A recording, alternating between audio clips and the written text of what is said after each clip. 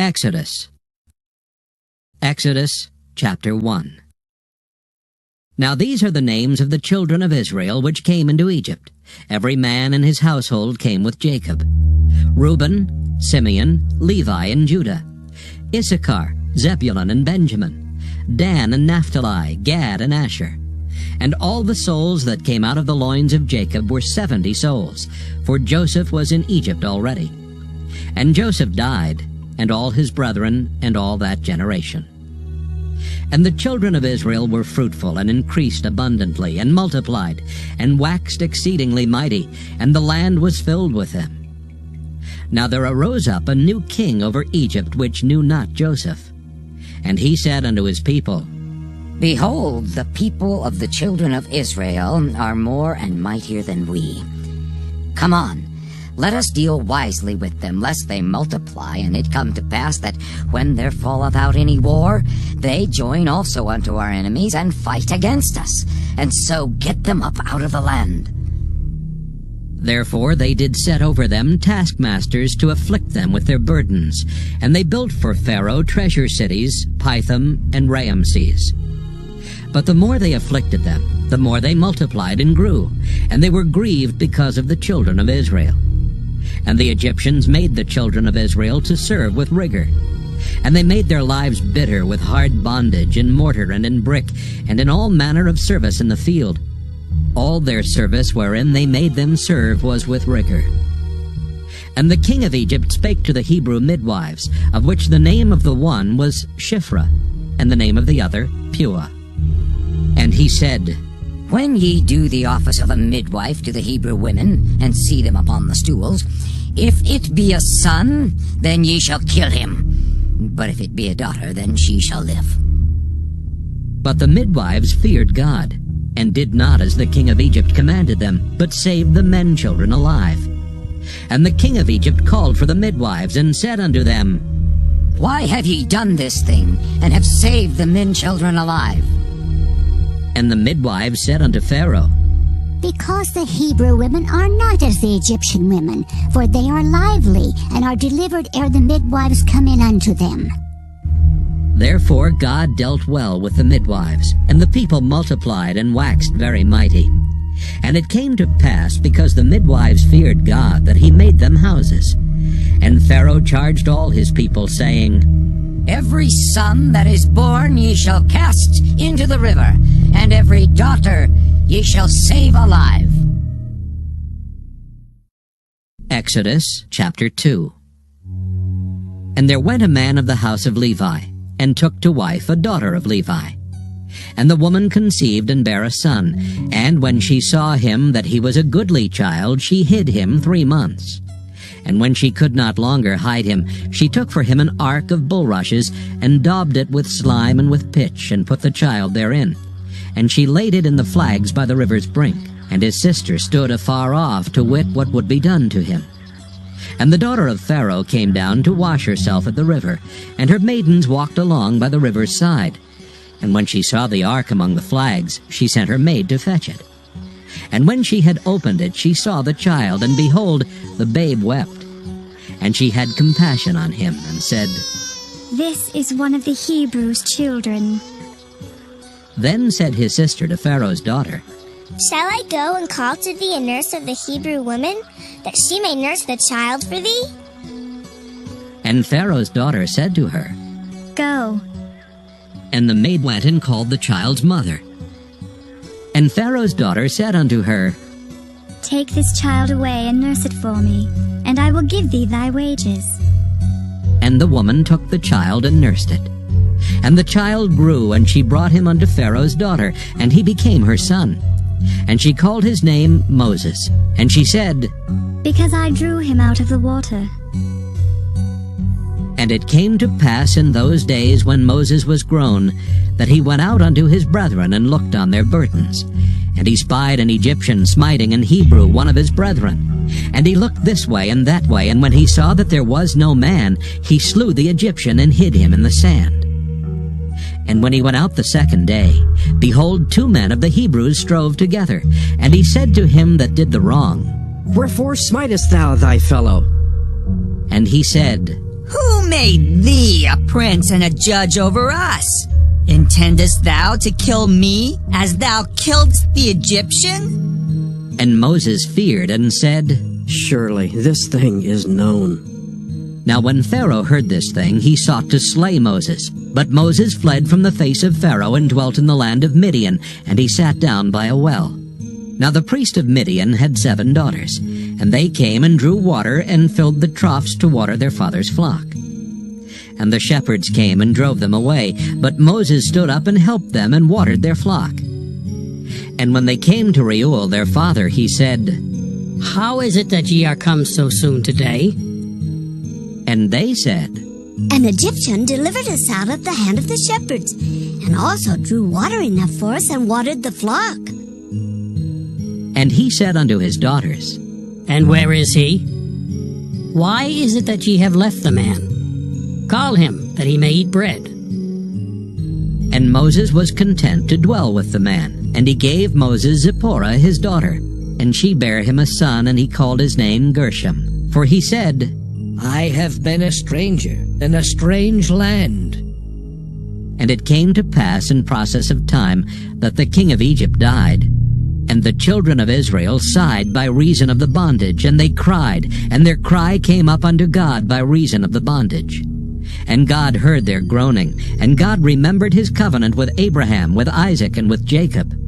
And God looked upon the children of Israel, and God had respect unto them. Exodus chapter 3. Now Moses kept the flock of Jethro his father-in-law, the priest of Midian, and he led the flock to the backside of the desert, and came to the mountain of God, even to Horeb.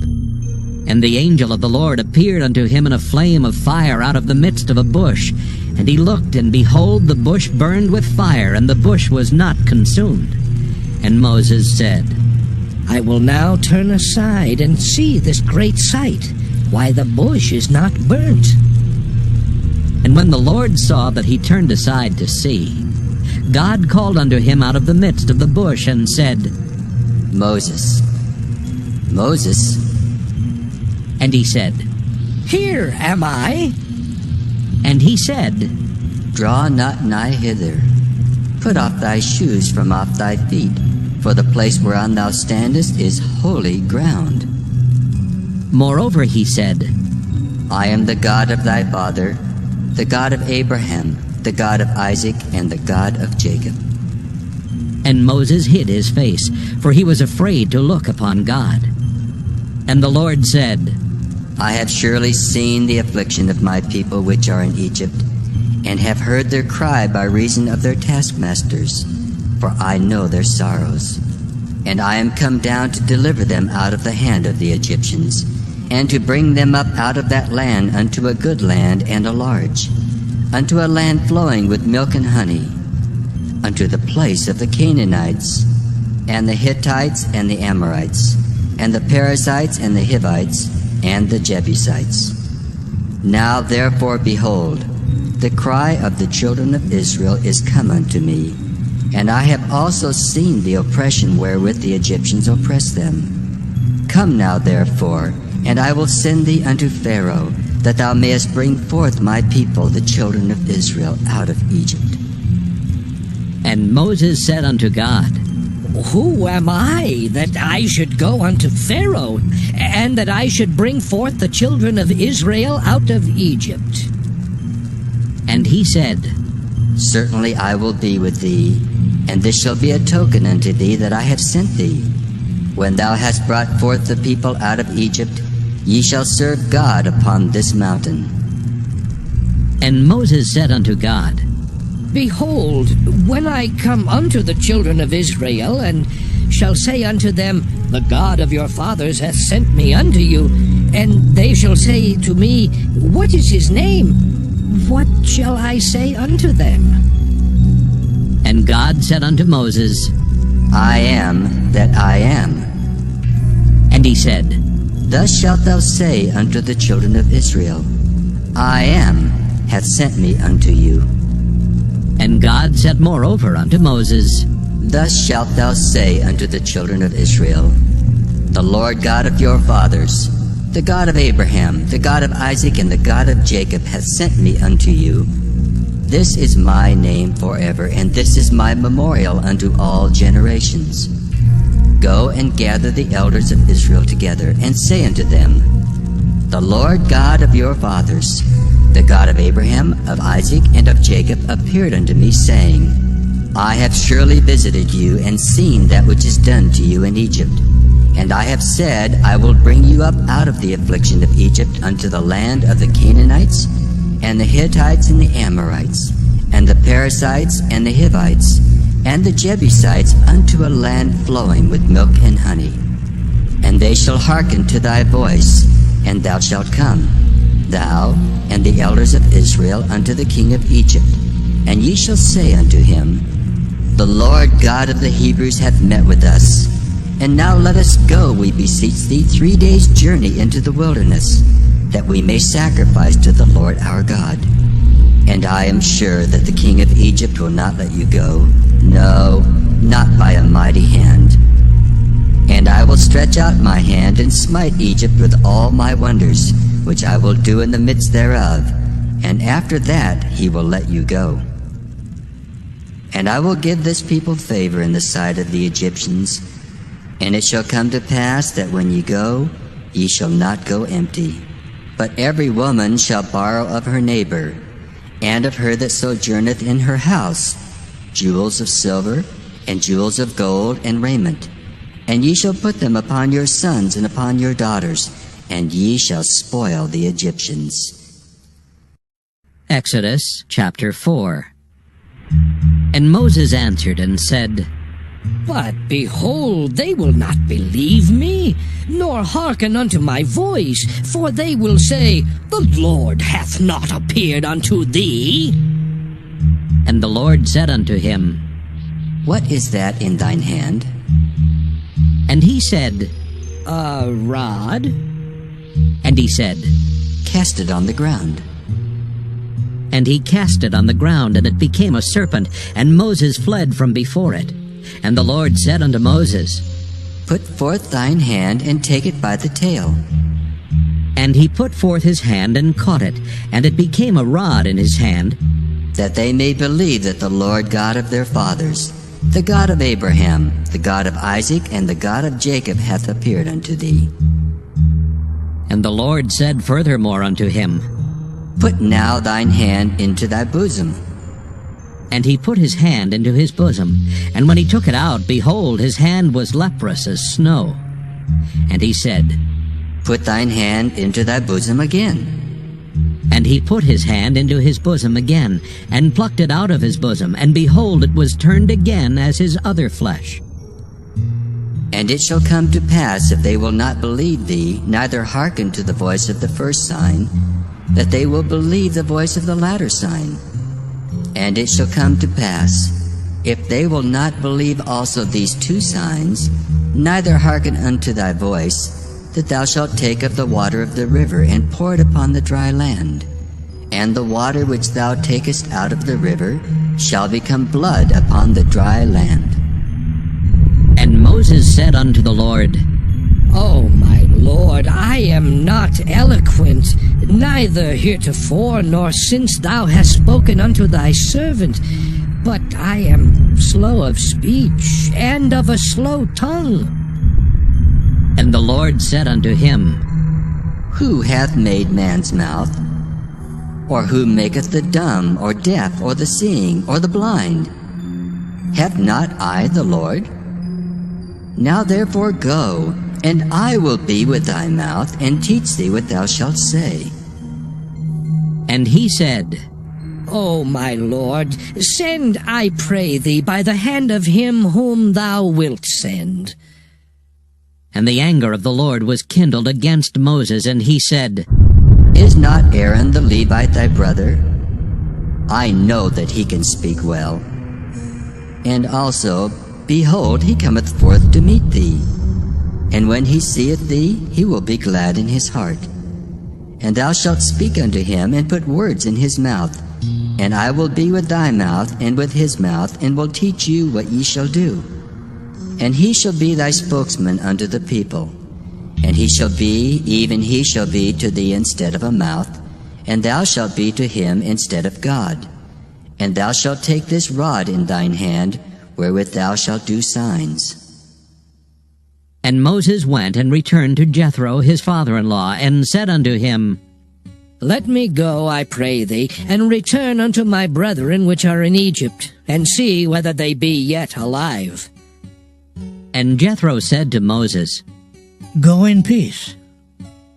And the Lord said unto Moses in Midian, Go, return into Egypt, for all the men are dead which sought thy life. And Moses took his wife and his sons, and set them upon an ass, and he returned to the land of Egypt. And Moses took the rod of God in his hand.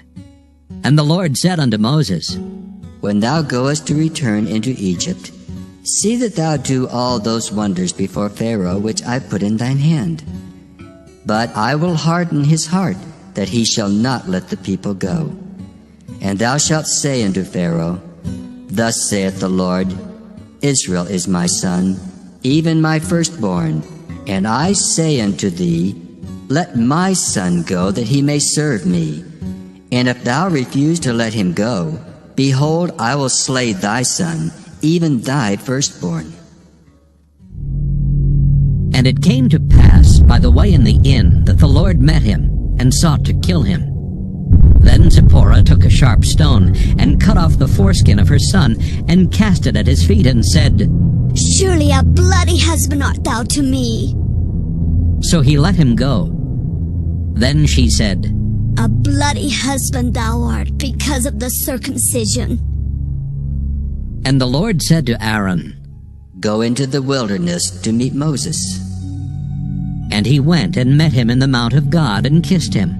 And Moses told Aaron all the words of the Lord who had sent him, and all the signs which he had commanded him. And Moses and Aaron went and gathered together all the elders of the children of Israel. And Aaron spake all the words which the Lord had spoken unto Moses, and did the signs in the sight of the people. And the people believed. And when they heard that the Lord had visited the children of Israel, and that he had looked upon their affliction, then they bowed their heads and worshipped. Exodus chapter 5.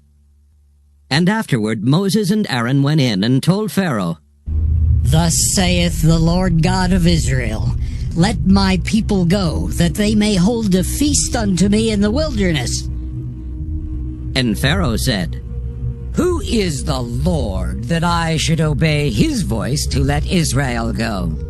I know not the Lord, neither will I let Israel go. And they said, The God of the Hebrews hath met with us. Let us go, we pray thee, 3 days' journey into the desert, and sacrifice unto the Lord our God, lest he fall upon us with pestilence or with the sword. And the king of Egypt said unto them, Wherefore do ye, Moses and Aaron, let the people from their works? Get you unto your burdens. And Pharaoh said, Behold, the people of the land now are many, and ye make them rest from their burdens. And Pharaoh commanded the same day the taskmasters of the people and their officers, saying, Ye shall no more give the people straw to make brick, as heretofore. Let them go and gather straw for themselves. And the tale of the bricks which they did make heretofore, ye shall lay upon them. Ye shall not diminish aught thereof. For they be idle. Therefore they cry, saying, Let us go and sacrifice to our God. Let their more work be laid upon the men, that they may labor therein. And let them not regard vain words. And the taskmasters of the people went out, and their officers, and they spake to the people, saying, Thus saith Pharaoh, I will not give you straw.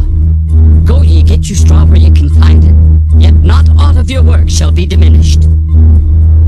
So the people were scattered abroad throughout all the land of Egypt to gather stubble instead of straw. And the taskmasters hasted them, saying, Fulfill your works, your daily tasks, as when there was straw. And the officers of the children of Israel, which Pharaoh's taskmasters had set over them, were beaten and demanded, Wherefore have ye not fulfilled your task in making brick both yesterday and today as heretofore? Then the officers of the children of Israel came and cried unto Pharaoh, saying, Wherefore dealest thou thus with thy servants? There is no straw given unto thy servants, and they say to us, Make brick, and behold, thy servants are beaten. But the fault is in thine own people. But he said, Ye are idle, ye are idle. Therefore ye say, Let us go and do sacrifice to the Lord. Go therefore now and work, for there shall no straw be given you, yet shall ye deliver the tale of bricks. And the officers of the children of Israel did see that they were in evil case, after it was said, Ye shall not minish aught from your bricks of your daily task.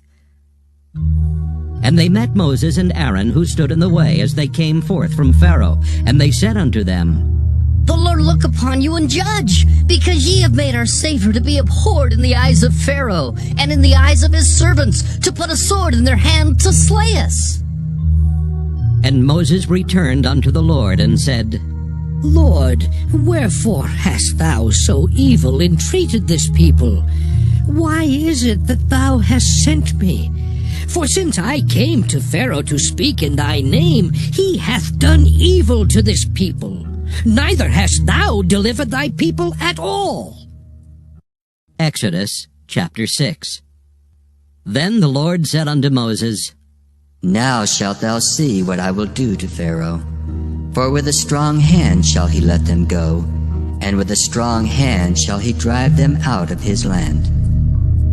And God spake unto Moses, and said unto him, I am the Lord, and I appeared unto Abraham, unto Isaac, and unto Jacob by the name of God Almighty. But by my name Jehovah was I not known to them. And I have also established my covenant with them, to give them the land of Canaan, the land of their pilgrimage wherein they were strangers.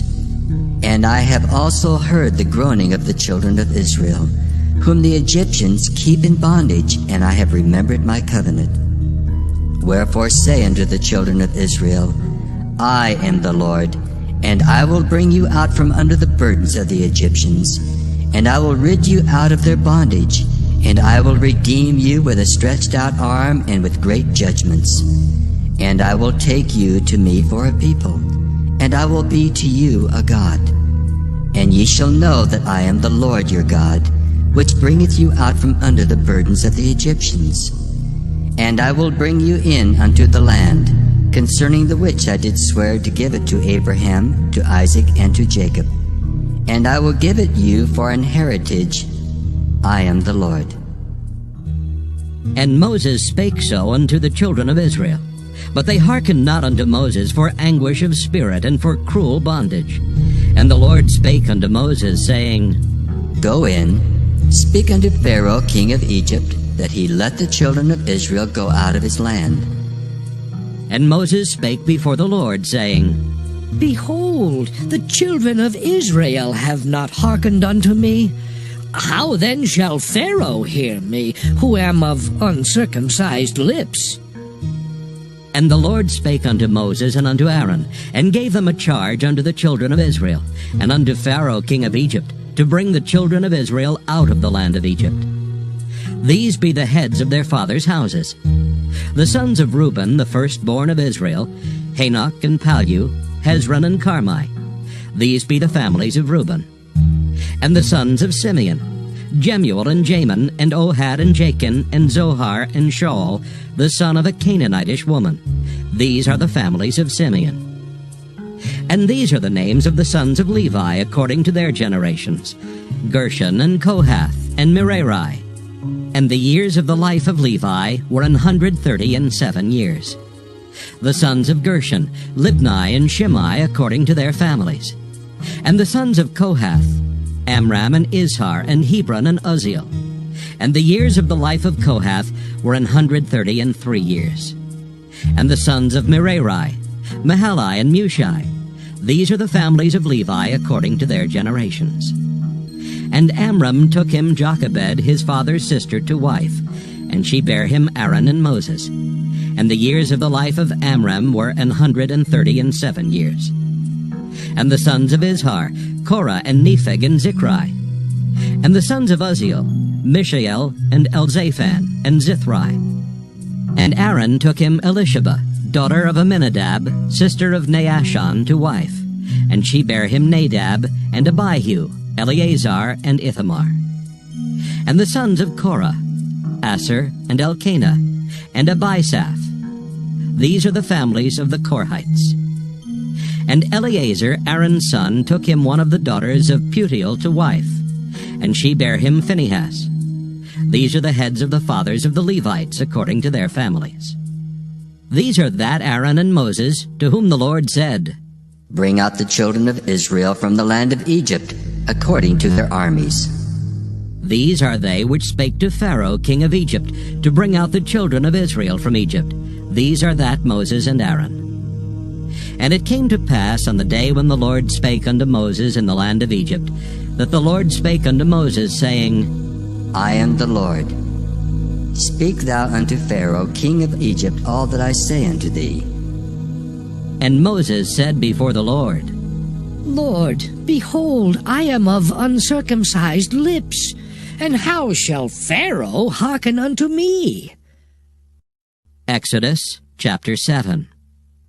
And the Lord said unto Moses, See, I have made thee a god to Pharaoh, and Aaron thy brother shall be thy prophet.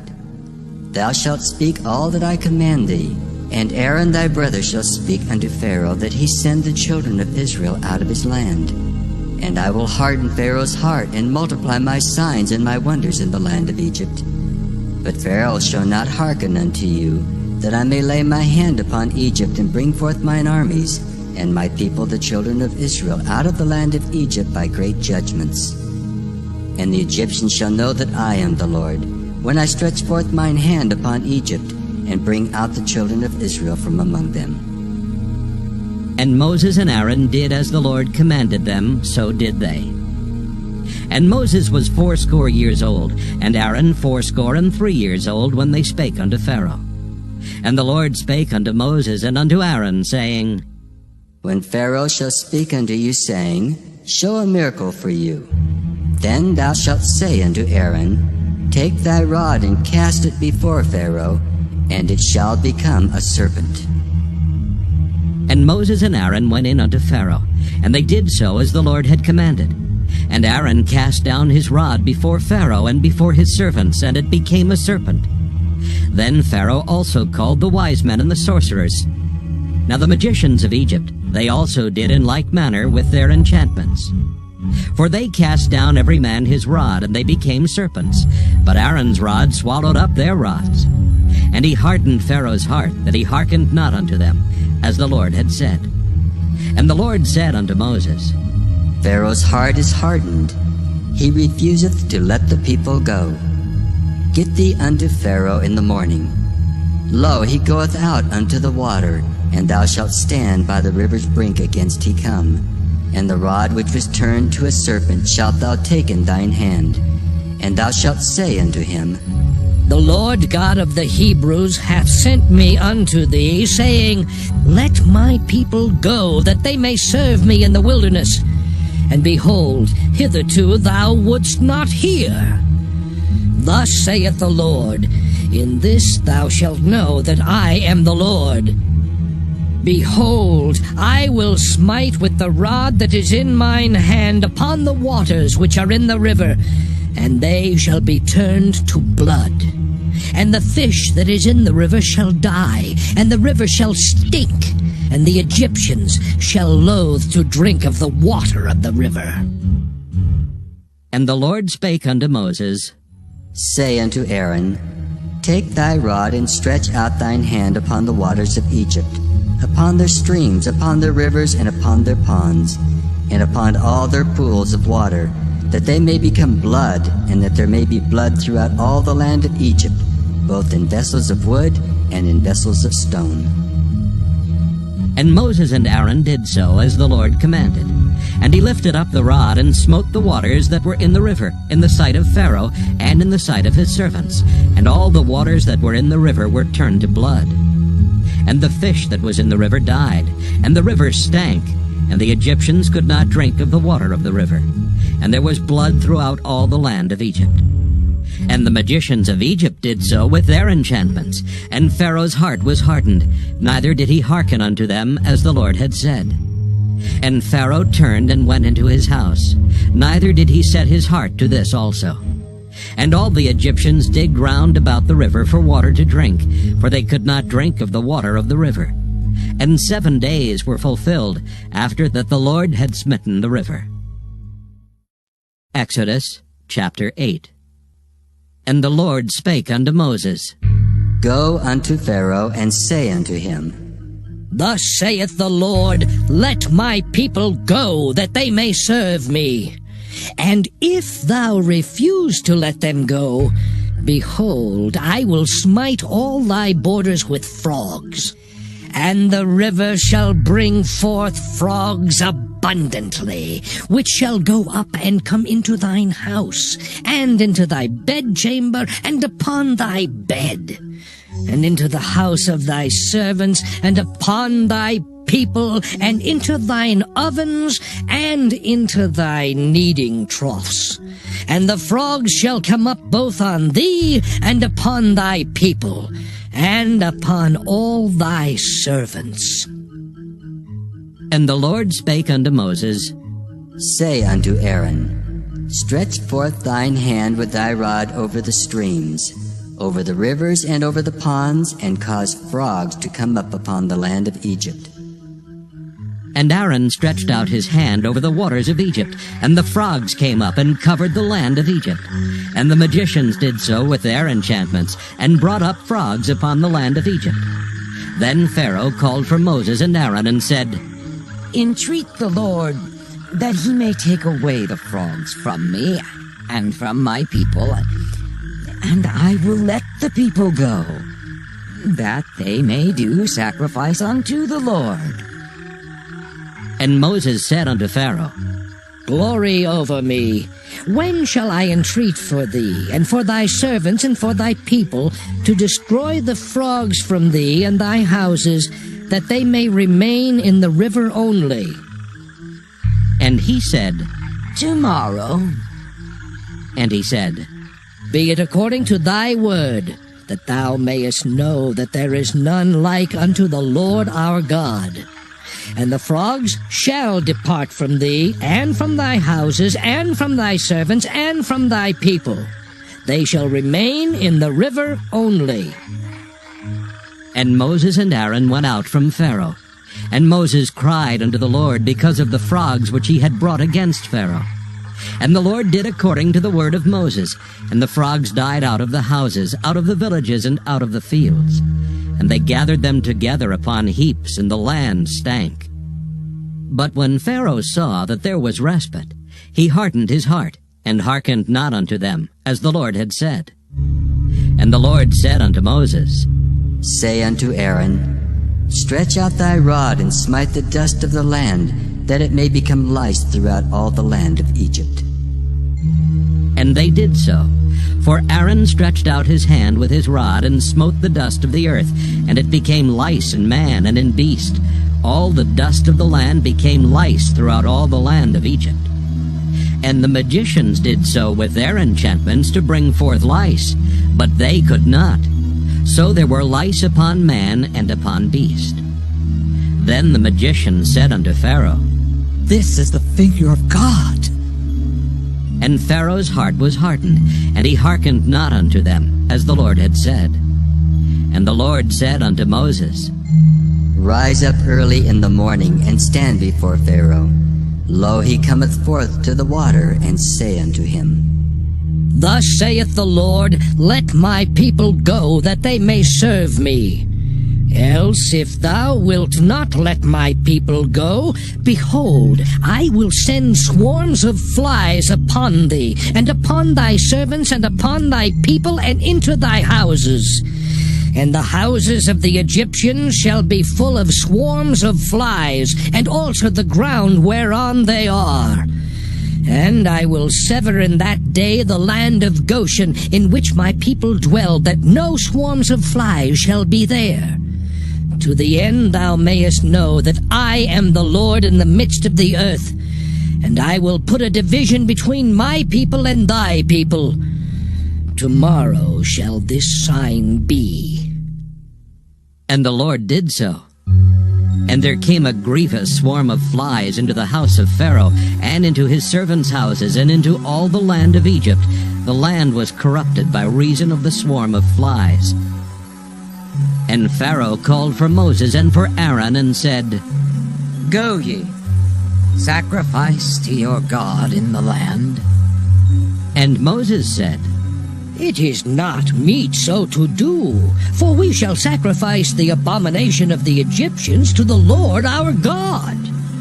Lo, shall we sacrifice the abomination of the Egyptians before their eyes, and will they not stone us? We will go 3 days' journey into the wilderness, and sacrifice to the Lord our God, as he shall command us. And Pharaoh said, I will let you go, that ye may sacrifice to the Lord your God in the wilderness. Only ye shall not go very far away. Entreat for me. And Moses said, Behold, I go out from thee, and I will entreat the Lord that the swarms of flies may depart from Pharaoh, from his servants, and from his people tomorrow. But let not Pharaoh deal deceitfully any more in not letting the people go to sacrifice to the Lord. And Moses went out from Pharaoh and entreated the Lord. And the Lord did according to the word of Moses, and he removed the swarms of flies from Pharaoh, from his servants, and from his people.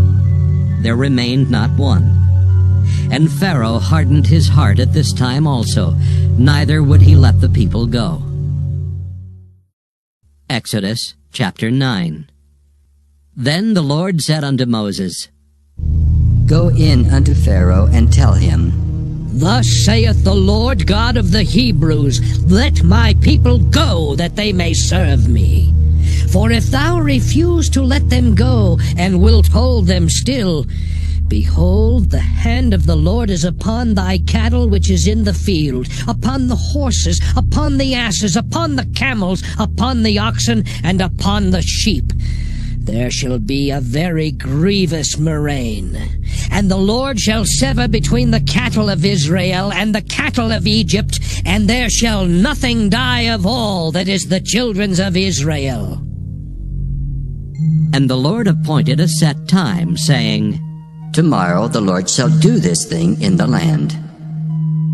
And the Lord did that thing on the morrow, and all the cattle of Egypt died. But of the cattle of the children of Israel died not one. And Pharaoh sent, and behold, there was not one of the cattle of the Israelites dead. And the heart of Pharaoh was hardened, and he did not let the people go. And the Lord said unto Moses and unto Aaron, Take to you handfuls of ashes of the furnace, and let Moses sprinkle it toward the heaven in the sight of Pharaoh. And it shall become small dust in all the land of Egypt, and shall be a boil breaking forth with blains upon man and upon beast, throughout all the land of Egypt. And they took ashes of the furnace and stood before Pharaoh. And Moses sprinkled it up toward heaven, and it became a boil breaking forth with blains upon man and upon beast. And the magicians could not stand before Moses because of the boils, for the boil was upon the magicians and upon all the Egyptians. And the Lord hardened the heart of Pharaoh, and he hearkened not unto them, as the Lord had spoken unto Moses. And the Lord said unto Moses, Rise up early in the morning, and stand before Pharaoh, and say unto him, Thus saith the Lord God of the Hebrews, Let my people go, that they may serve me. For I will at this time send all my plagues upon thine heart, and upon thy servants, and upon thy people, that thou mayest know that there is none like me in all the earth. For now I will stretch out my hand that I may smite thee and thy people with pestilence, and thou shalt be cut off from the earth. And in very deed for this cause have I raised thee up, for to show in thee my power, and that my name may be declared throughout all the earth.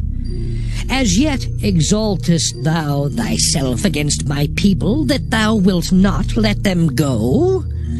Behold, tomorrow, about this time, I will cause it to rain a very grievous hail, such as hath not been in Egypt since the foundation thereof, even until now. Send therefore now, and gather thy cattle, and all that thou hast in the field.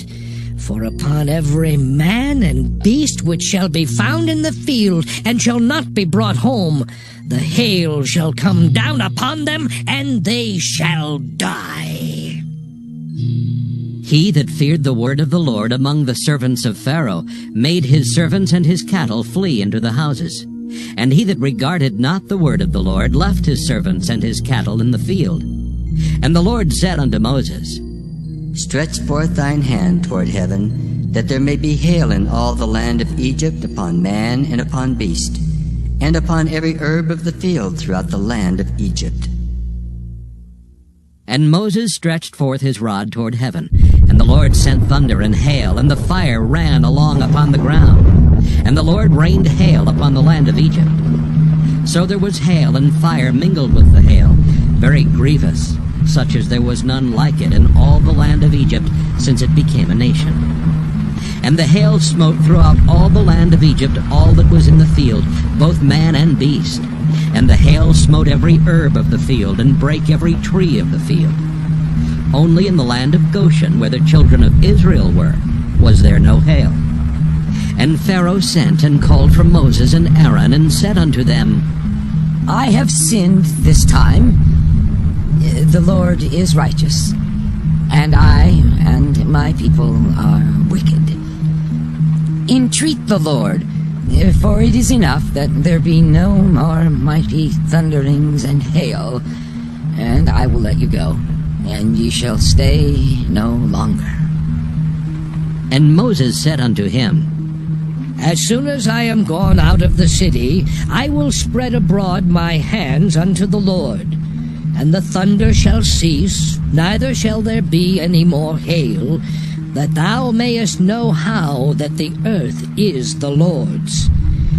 But as for thee and thy servants, I know that ye will not yet fear the Lord God. And the flax and the barley was smitten, for the barley was in the ear, and the flax was bold. But the wheat and the rye were not smitten, for they were not grown up. And Moses went out of the city from Pharaoh, and spread abroad his hands unto the Lord. And the thunders and hail ceased, and the rain was not poured upon the earth. And when Pharaoh saw that the rain and the hail and the thunders were ceased, he sinned yet more, and hardened his heart, he and his servants. And the heart of Pharaoh was hardened, neither would he let the children of Israel go, as the Lord had spoken by Moses. Exodus chapter 10. And the Lord said unto Moses, Go in unto Pharaoh, for I have hardened his heart and the heart of his servants, that I might show these my signs before him, and that thou mayest tell in the ears of thy son, and of thy son's son, what things I have wrought in Egypt, and my signs which I have done among them, that ye may know how that I am the Lord. And Moses and Aaron came in unto Pharaoh, and said unto him, Thus saith the Lord God of the Hebrews, How long wilt thou refuse to humble thyself before me? Let my people go, that they may serve me. Else, if thou refuse to let my people go, behold, tomorrow will I bring the locusts into thy coast, and they shall cover the face of the earth, that one cannot be able to see the earth.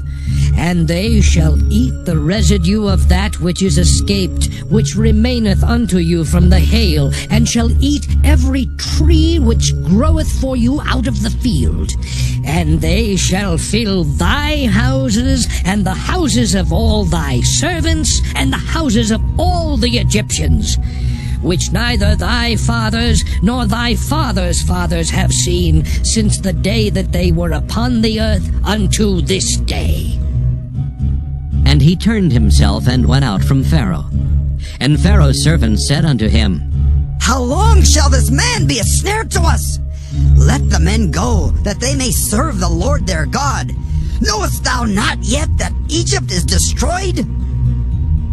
And Moses and Aaron were brought again unto Pharaoh, and he said unto them, Go, serve the Lord your God.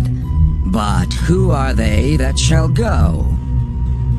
And Moses said, We will go with our young and with our old, with our sons and with our daughters, with our flocks and with our herds will we go, for we must hold a feast unto the Lord. And he said unto them, Let the Lord be so with you, as I will let you go. And your little ones, look to it, for evil is before you. Not so. Go now, ye that are men, and serve the Lord, for that ye did desire. And they were driven out from Pharaoh's presence. And the Lord said unto Moses, Stretch out thine hand over the land of Egypt, for the locusts, that they may come up upon the land of Egypt, and eat every herb of the land, even all that the hail hath left. And Moses stretched forth his rod over the land of Egypt, and the Lord brought an east wind upon the land all that day and all that night. And when it was morning, the east wind brought the locusts. And the locusts went up over all the land of Egypt, and rested in all the coasts of Egypt. Very grievous were they. Before them there were no such locusts as they, neither after them shall be such. For they covered the face of the whole earth, so that the land was darkened. And they did eat every herb of the land, and all the fruit of the trees which the hail had left. And there remained not any green thing in the trees, or in the herbs of the field, through all the land of Egypt. Then Pharaoh called for Moses and Aaron in haste, and he said, I have sinned against the Lord your God, and against you. Now therefore forgive, I pray thee, my sin only this once, and entreat the Lord your God, that he may take away from me this death only. And he went out from Pharaoh, and entreated the Lord. And the Lord turned a mighty strong west wind, which took away the locusts, and cast them into the Red Sea. There remained not one locust in all the coasts of Egypt. But the Lord hardened Pharaoh's heart, so that he would not let the children of Israel go. And the Lord said unto Moses, Stretch out thine hand toward heaven, that there may be darkness over the land of Egypt, even darkness which may be felt. And Moses stretched forth his hand toward heaven, and there was a thick darkness in all the land of Egypt 3 days. They saw not one another, neither rose any from his place for 3 days. But all the children of Israel had light in their dwellings. And Pharaoh called unto Moses and said, Go ye, serve the Lord, only let your flocks and your herds be stayed. Let your little ones also go with you. And Moses said, Thou must give us also sacrifices and burnt offerings, that we may sacrifice unto the Lord our God. Our cattle also shall go with us. There shall not an hoof be left behind. For thereof must we take to serve the Lord our God. And we know not with what we must serve the Lord until we come thither. But the Lord hardened Pharaoh's heart, and he would not let them go. And Pharaoh said unto him, Get thee from me! Take heed to thyself, see my face no more, for in that day thou seest my face, thou shalt die. And Moses said, Thou hast spoken well. I will see thy face again no more. Exodus chapter 11. And the Lord said unto Moses, Yet will I bring one plague more upon Pharaoh and upon Egypt. Afterwards he will let you go hence. When he shall let you go, he shall surely thrust you out hence altogether. Speak now in the ears of the people, and let every man borrow of his neighbor, and every woman of her neighbor, jewels of silver and jewels of gold. And the Lord gave the people favor in the sight of the Egyptians. Moreover, the man Moses was very great in the land of Egypt, in the sight of Pharaoh's servants, and in the sight of the people. And Moses said, Thus saith the Lord, About midnight will I go out into the midst of Egypt, and all the firstborn in the land of Egypt shall die, from the firstborn of Pharaoh that sitteth upon his throne, even unto the firstborn of the maidservant that is behind the mill, and all the firstborn of beasts. And there shall be a great cry throughout all the land of Egypt, such as there was none like it, nor shall be like it any more. But against any of the children of Israel shall not a dog move his tongue, against man or beast, that ye may know how that the Lord doth put a difference between the Egyptians and Israel. And all these thy servants shall come down unto me, and bow down themselves unto me, saying, Get thee out, and all the people that follow thee. And after that I will go out. And he went out from Pharaoh in a great anger. And the Lord said unto Moses, Pharaoh shall not hearken unto you, that my wonders may be multiplied in the land of Egypt. And Moses and Aaron did all these wonders before Pharaoh. And the Lord hardened Pharaoh's heart, so that he would not let the children of Israel go out of his land. Exodus chapter 12.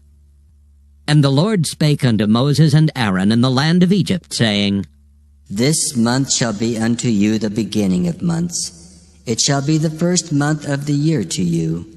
Speak ye unto all the congregation of Israel, saying, In the 10th day of this month they shall take to them every man a lamb, according to the house of their fathers, a lamb for an house.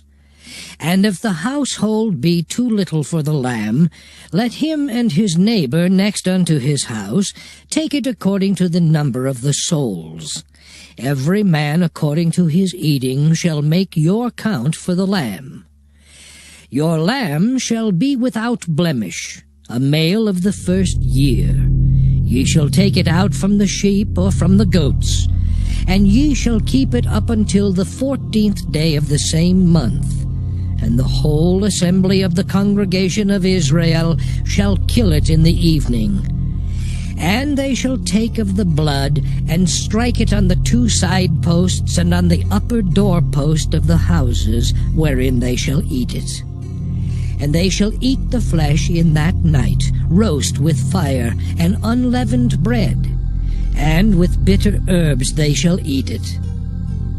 Eat not of it raw, nor sodden at all with water, but roast with fire, his head with his legs, and with the purtenance thereof. And ye shall let nothing of it remain until the morning, and that which remaineth of it until the morning ye shall burn with fire. And thus shall ye eat it, with your loins girded, your shoes on your feet, and your staff in your hand. And ye shall eat it in haste. It is the Lord's Passover. For I will pass through the land of Egypt this night, and will smite all the firstborn in the land of Egypt, both man and beast. And against all the gods of Egypt I will execute judgment. I am the Lord. And the blood shall be to you for a token upon the houses where ye are. And when I see the blood, I will pass over you, and the plague shall not be upon you to destroy you when I smite the land of Egypt. And this day shall be unto you for a memorial, and ye shall keep it a feast to the Lord throughout your generations. Ye shall keep it a feast by an ordinance forever. 7 days shall ye eat unleavened bread. Even the first day ye shall put away leaven out of your houses. For whosoever eateth leavened bread from the first day until the 7th day, that soul shall be cut off from Israel. And in the first day there shall be an holy convocation, and in the 7th day there shall be an holy convocation to you.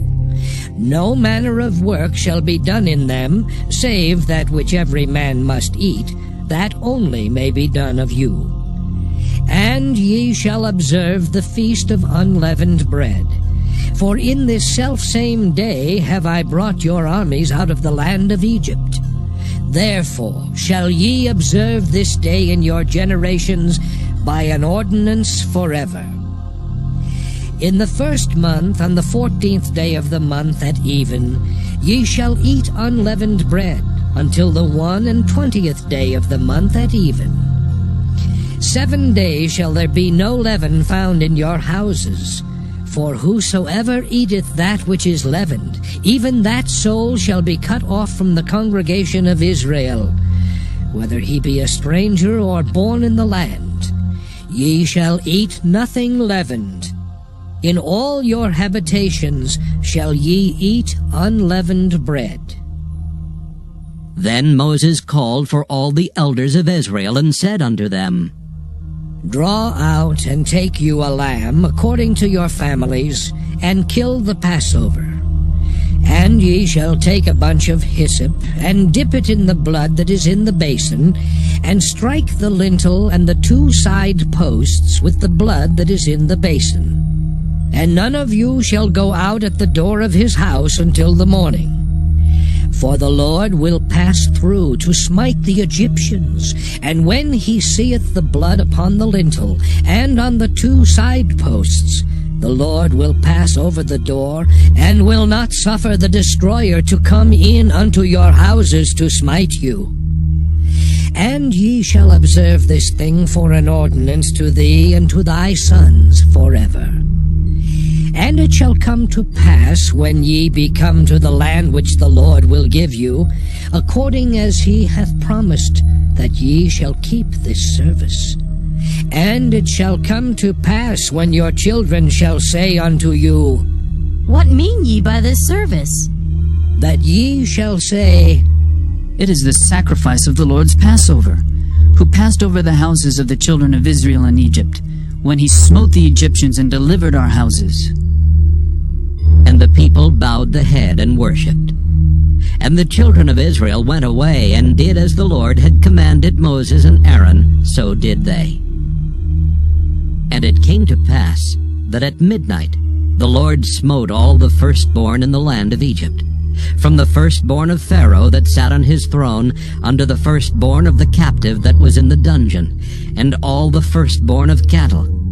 And Pharaoh rose up in the night, he and all his servants and all the Egyptians. And there was a great cry in Egypt, for there was not a house where there was not one dead. And he called for Moses and Aaron by night, and said, Rise up, and get you forth from among my people, both ye and the children of Israel, and go, serve the Lord as ye have said. Also take your flocks and your herds as ye have said, and be gone. And bless me also. And the Egyptians were urgent upon the people, that they might send them out of the land in haste, for they said, We be all dead men. And the people took their dough before it was leavened, their kneading troughs being bound up in their clothes upon their shoulders. And the children of Israel did according to the word of Moses. And they borrowed of the Egyptians jewels of silver and jewels of gold and raiment. And the Lord gave the people favor in the sight of the Egyptians, so that they lent unto them such things as they required, and they spoiled the Egyptians. And the children of Israel journeyed from Ramesses to Succoth, about 600,000 on foot that were men beside children. And a mixed multitude went up also with them, and flocks and herds, even very much cattle. And they baked unleavened cakes of the dough which they brought forth out of Egypt, for it was not leavened, because they were thrust out of Egypt and could not tarry, neither had they prepared for themselves any victual. Now the sojourning of the children of Israel who dwelt in Egypt was 430 years. And it came to pass at the end of the 430 years, even the selfsame day it came to pass, that all the hosts of the Lord went out from the land of Egypt. It is a night to be much observed unto the Lord for bringing them out from the land of Egypt. This is that night of the Lord to be observed of all the children of Israel in their generations. And the Lord said unto Moses and Aaron, This is the ordinance of the Passover.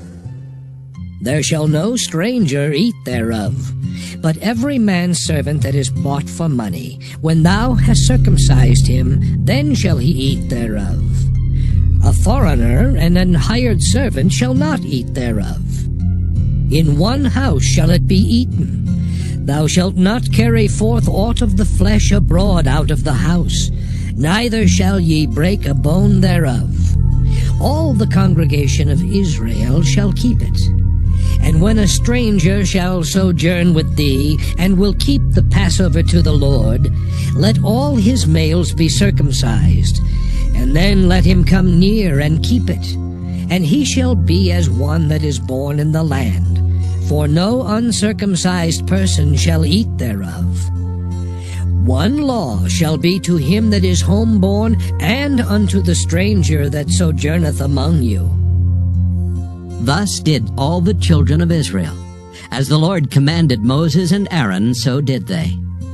And it came to pass the selfsame day that the Lord did bring the children of Israel out of the land of Egypt by their armies. Exodus chapter 13. And the Lord spake unto Moses, saying, Sanctify unto me all the firstborn, whatsoever openeth the womb among the children of Israel, both of man and of beast, it is mine. And Moses said unto the people, Remember this day in which ye came out from Egypt, out of the house of bondage. For by strength of hand the Lord brought you out from this place. There shall no leavened bread be eaten. This day came ye out in the month Abib. And it shall be when the Lord shall bring thee into the land of the Canaanites, and the Hittites, and the Amorites, and the Hivites, and the Jebusites, which he sware unto thy fathers to give thee, a land flowing with milk and honey, that thou shalt keep this service in this month. 7 days thou shalt eat unleavened bread, and in the 7th day shall be a feast to the Lord.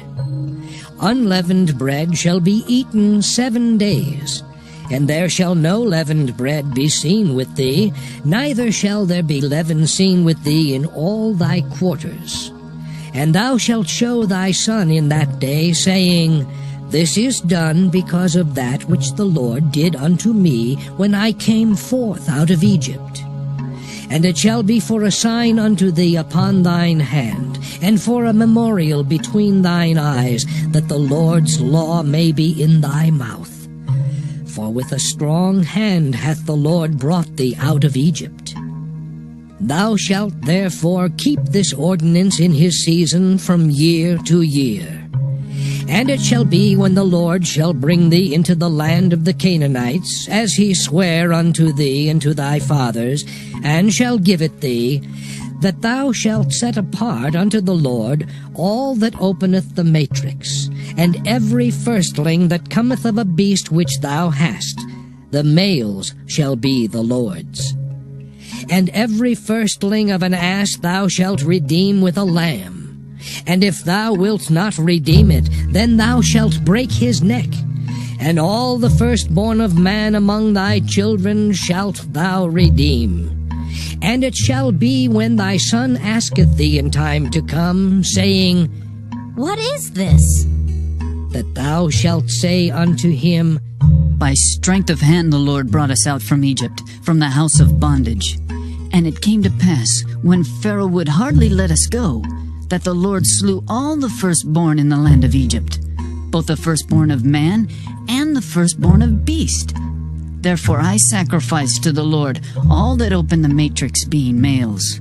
But all the firstborn of my children, I redeem. And it shall be for a token upon thine hand, and for frontlets between thine eyes. For by strength of hand the Lord brought us forth out of Egypt. And it came to pass, when Pharaoh had let the people go, that God led them not through the way of the land of the Philistines, although that was near. For God said, Lest peradventure the people repent when they see war, and they return to Egypt. But God led the people about through the way of the wilderness of the Red Sea, and the children of Israel went up harnessed out of the land of Egypt. And Moses took the bones of Joseph with him, for he had straitly sworn the children of Israel, saying, God will surely visit you, and ye shall carry up my bones away hence with you. And they took their journey from Succoth, and encamped in Etham in the edge of the wilderness. And the Lord went before them by day in a pillar of a cloud, to lead them the way, and by night in a pillar of fire, to give them light, to go by day and night. He took not away the pillar of the cloud by day, nor the pillar of fire by night from before the people. Exodus chapter 14. And the Lord spake unto Moses, saying, Speak unto the children of Israel, that they turn and encamp before Pi-hahiroth, between Migdol and the sea, over against Baal-zephon. Before it shall ye encamp by the sea. For Pharaoh will say of the children of Israel, They are entangled in the land, the wilderness has shut them in. And I will harden Pharaoh's heart, that he shall follow after them. And I will be honored upon Pharaoh, and upon all his host, that the Egyptians may know that I am the Lord. And they did so.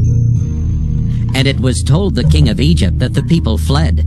And the heart of Pharaoh and of his servants was turned against the people, and they said, Why have we done this, that we have let Israel go from serving us? And he made ready his chariot, and took his people with him. And he took 600 chosen chariots, and all the chariots of Egypt, and captains over every one of them. And the Lord hardened the heart of Pharaoh king of Egypt, and he pursued after the children of Israel. And the children of Israel went out with an high hand.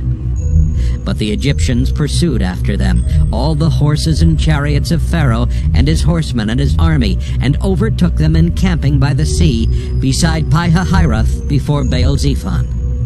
And when Pharaoh drew nigh, the children of Israel lifted up their eyes, and behold, the Egyptians marched after them.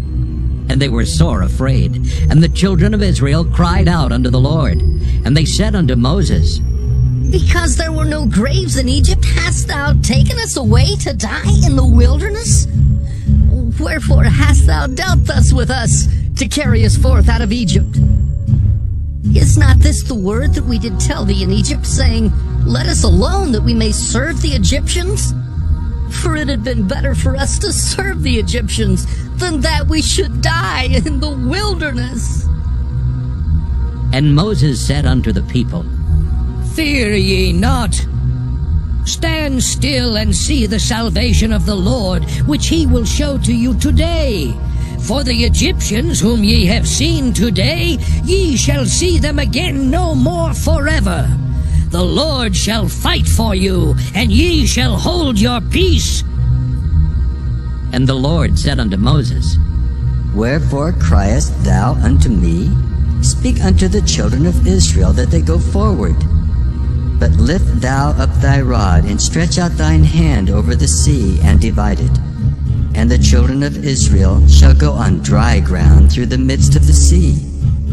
And I, behold, I will harden the hearts of the Egyptians, and they shall follow them. And I will get me honor upon Pharaoh, and upon all his host, upon his chariots, and upon his horsemen.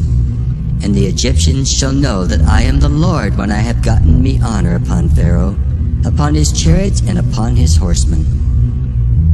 And the angel of God, which went before the camp of Israel, removed and went behind them. And the pillar of the cloud went from before their face, and stood behind them. And it came between the camp of the Egyptians and the camp of Israel, and it was a cloud and darkness to them. But it gave light by night to these, so that the one came not near the other all the night. And Moses stretched out his hand over the sea, and the Lord caused the sea to go back by a strong east wind all that night, and made the sea dry land, and the waters were divided. And the children of Israel went into the midst of the sea upon the dry ground, and the waters were a wall unto them on their right hand and on their left. And the Egyptians pursued, and went in after them to the midst of the sea, even all Pharaoh's horses, his chariots, and his horsemen. And it came to pass that in the morning watch the Lord looked unto the host of the Egyptians through the pillar of fire and of the cloud, and troubled the host of the Egyptians, and took off their chariot wheels, that they drave them heavily. So that the Egyptians said, Let us flee from the face of Israel! For the Lord fighteth for them against the Egyptians. And the Lord said unto Moses, Stretch out thine hand over the sea, that the waters may come again upon the Egyptians, upon their chariots, and upon their horsemen. And Moses stretched forth his hand over the sea, and the sea returned to his strength when the morning appeared. And the Egyptians fled against it, and the Lord overthrew the Egyptians in the midst of the sea. And the waters returned and covered the chariots and the horsemen, and all the host of Pharaoh that came into the sea after them. There remained not so much as one of them. But the children of Israel walked upon dry land in the midst of the sea, and the waters were a wall unto them on their right hand and on their left. Thus the Lord saved Israel that day out of the hand of the Egyptians. And Israel saw the Egyptians dead upon the seashore. And Israel saw that great work which the Lord did upon the Egyptians. And the people feared the Lord, and believed the Lord and his servant Moses. Exodus chapter 15. Then sang Moses and the children of Israel this song unto the Lord, and spake, saying, I will sing unto the Lord, for he hath triumphed gloriously. The horse and his rider hath he thrown into the sea. The Lord is my strength and song, and he is become my salvation. He is my God, and I will prepare him an habitation. My father's God, and I will exalt him. The Lord is a man of war. The Lord is his name. Pharaoh's chariots and his host hath he cast into the sea. His chosen captains also are drowned in the Red Sea. The depths have covered them. They sank into the bottom as a stone. Thy right hand, O Lord, is become glorious in power. Thy right hand, O Lord, hath dashed in pieces the enemy. And in the greatness of thine excellency, thou hast overthrown them that rose up against thee. Thou sentest forth thy wrath, which consumed them as stubble. And with a blast of thy nostrils the waters were gathered together. The flood stood upright as an heap, and the depths were congealed in the heart of the sea. The enemy said, I will pursue, I will overtake, I will divide the spoil. My lust shall be satisfied upon them. I will draw my sword, my hand shall destroy them. Thou didst blow with thy wind, the sea covered them, they sank as lead in the mighty waters. Who is like unto thee, O Lord, among the gods? Who is like thee, glorious in holiness, fearful in praises, doing wonders? Thou stretchest out thy right hand, the earth swallowed them. Thou in thy mercy hast led forth the people which thou hast redeemed. Thou hast guided them in thy strength unto thy holy habitation. The people shall hear and be afraid. Sorrow shall take hold on the inhabitants of Palestina. Then the dukes of Edom shall be amazed. The mighty men of Moab, trembling, shall take hold upon them.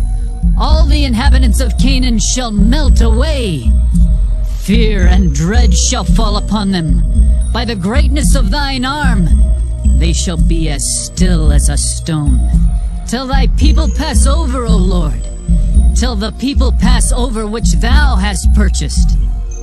Thou shalt bring them in and plant them in the mountain of thine inheritance, in the place, O Lord, which thou hast made for thee to dwell in the sanctuary, O Lord, which thy hands have established. The Lord shall reign forever and ever.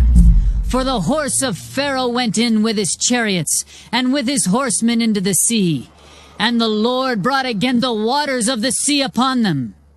But the children of Israel went on dry land in the midst of the sea. And Miriam the prophetess, the sister of Aaron, took a timbrel in her hand, and all the women went out after her with timbrels and with dances. And Miriam answered them, Sing ye to the Lord, for he hath triumphed gloriously.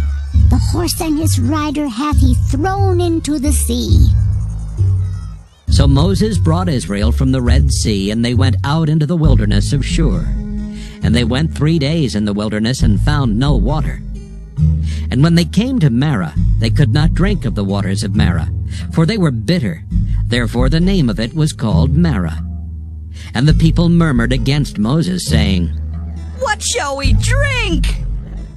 And he cried unto the Lord. And the Lord showed him a tree, which when he had cast into the waters were made sweet. There he made for them a statute and an ordinance, and there he proved them, and said, If thou wilt diligently hearken to the voice of the Lord thy God, and wilt do that which is right in his sight, and wilt give ear to his commandments, and keep all his statutes, I will put none of these diseases upon thee, which I have brought upon the Egyptians. For I am the Lord that healeth thee.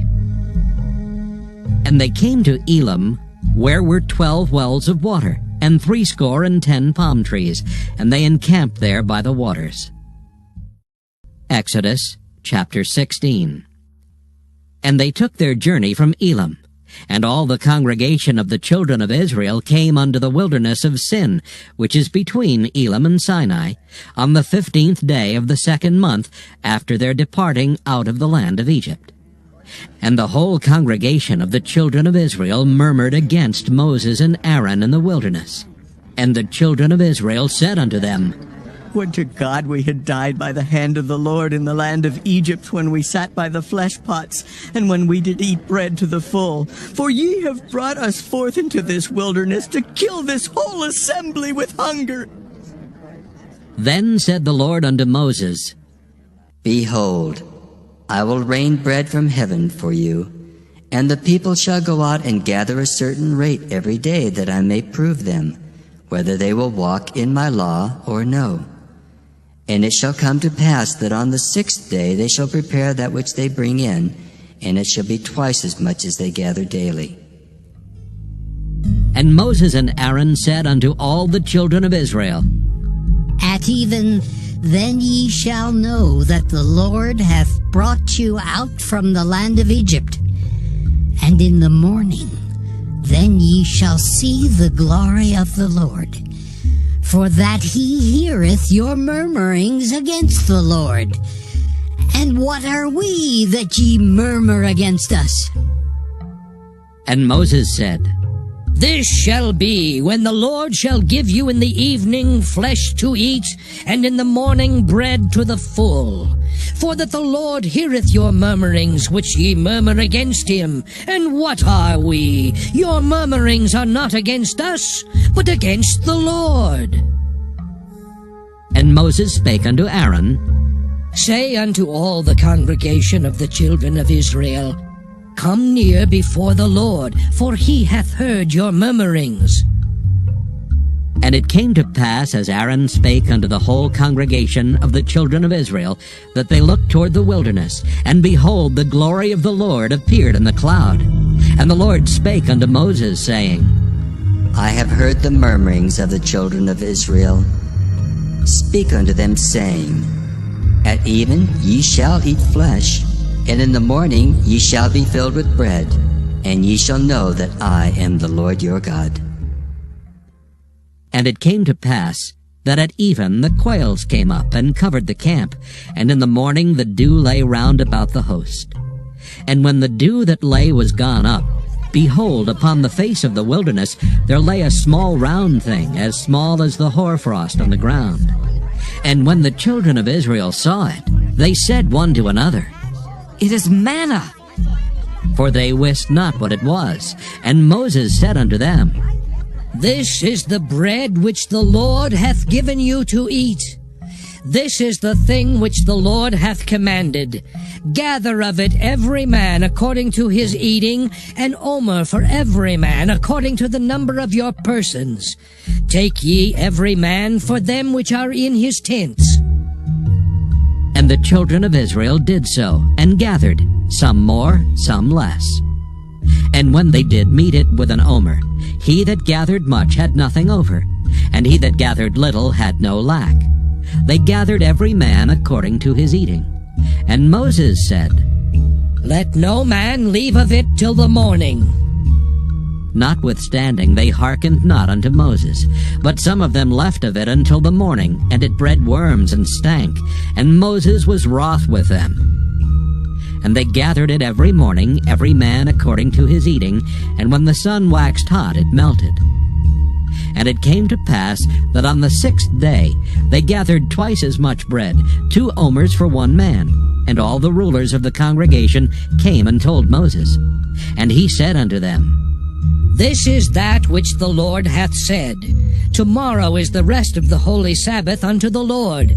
Bake that which ye will bake today, and seethe that ye will seethe. And that which remaineth over lay up for you to be kept until the morning. And they laid it up till the morning as Moses bade, and it did not stink, neither was there any worm therein. And Moses said, Eat that today, for today is a Sabbath unto the Lord. Today ye shall not find it in the field. 6 days ye shall gather it, but on the 7th day, which is the Sabbath, in it there shall be none.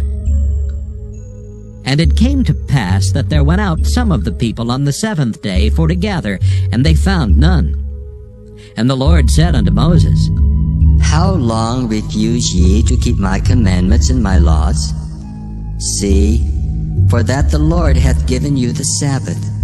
Therefore he giveth you on the 6th day the bread of 2 days.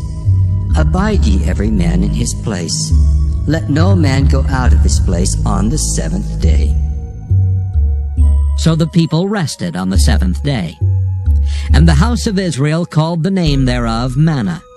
And it was like coriander seed white, and the taste of it was like wafers made with honey. And Moses said, This is the thing which the Lord commandeth. Fill an omer of it to be kept for your generations, that they may see the bread wherewith I have fed you in the wilderness, when I brought you forth from the land of Egypt. And Moses said unto Aaron, Take a pot, and put an omer full of manna therein, and lay it up before the Lord, to be kept for your generations. As the Lord commanded Moses, so Aaron laid it up before the testimony to be kept. And the children of Israel did eat manna 40 years, until they came to a land inhabited. They did eat manna until they came unto the borders of the land of Canaan. Now an omer is the 10th part of an ephah. Exodus chapter 17. And all the congregation of the children of Israel journeyed from the wilderness of Sin after their journeys according to the commandment of the Lord, and pitched in Rephidim, and there was no water for the people to drink. Wherefore the people did chide with Moses, and said, Give us water that we may drink.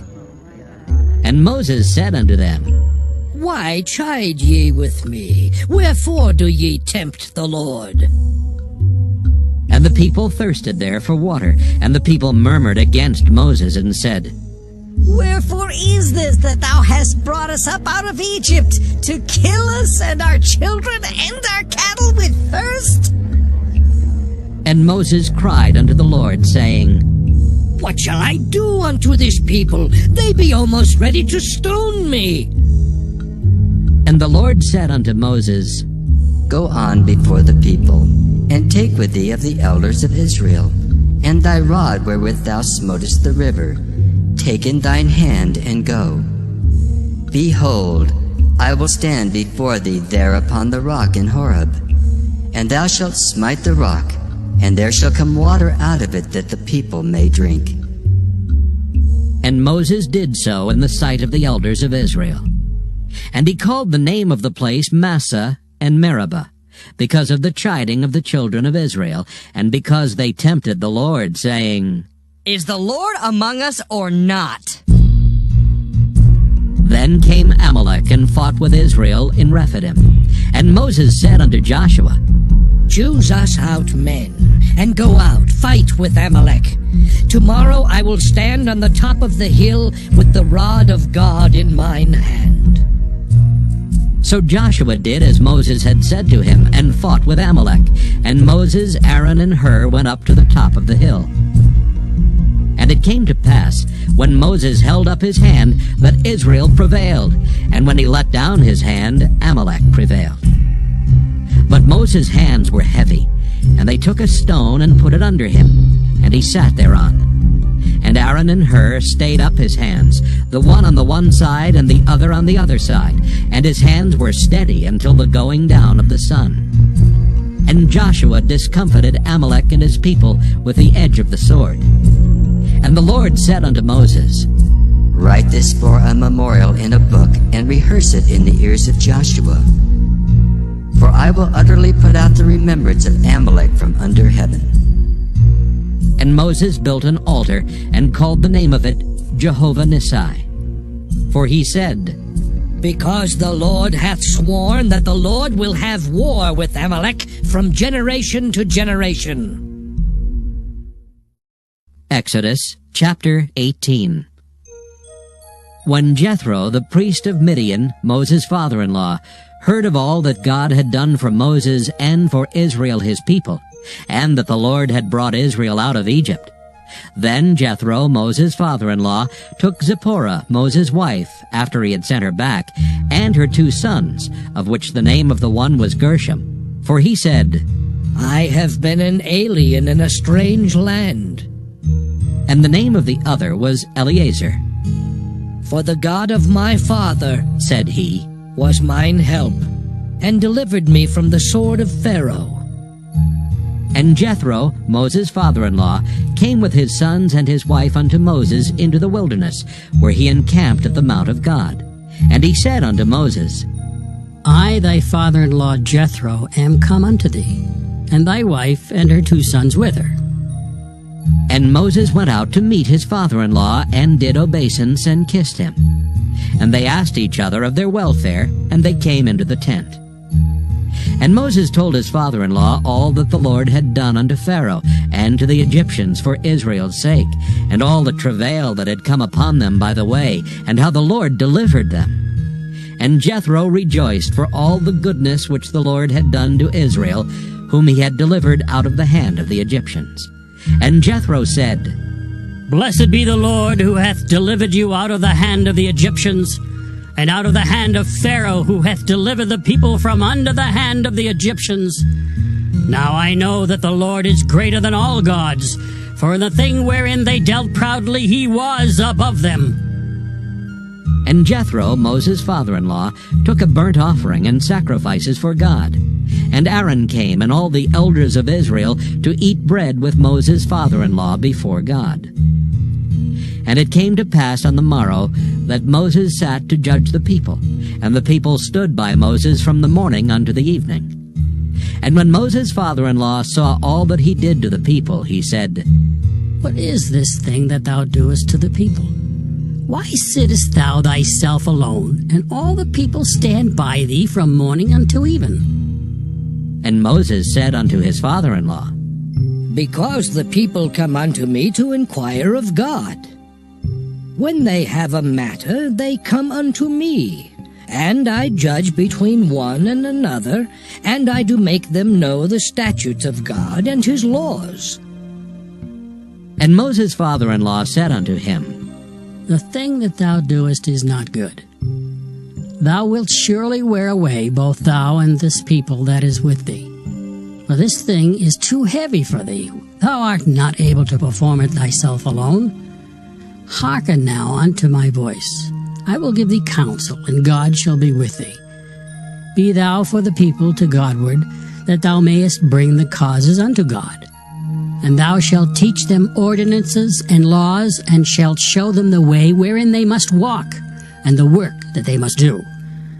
Moreover, thou shalt provide out of all the people able men such as fear God, men of truth, hating covetousness, and place such over them to be rulers of thousands, and rulers of hundreds, rulers of 50s, and rulers of 10s. And let them judge the people at all seasons. And it shall be that every great matter they shall bring unto thee, but every small matter they shall judge. So shall it be easier for thyself, and they shall bear the burden with thee. If thou shalt do this thing, and God command thee so, then thou shalt be able to endure, and all this people shall also go to their place in peace. So Moses hearkened to the voice of his father-in-law, and did all that he had said. And Moses chose able men out of all Israel, and made them heads over the people, rulers of thousands, rulers of hundreds, rulers of 50s, and rulers of 10s. And they judged the people at all seasons. The hard causes they brought unto Moses, but every small matter they judged themselves. And Moses let his father-in-law depart, and he went his way into his own land. Exodus chapter 19.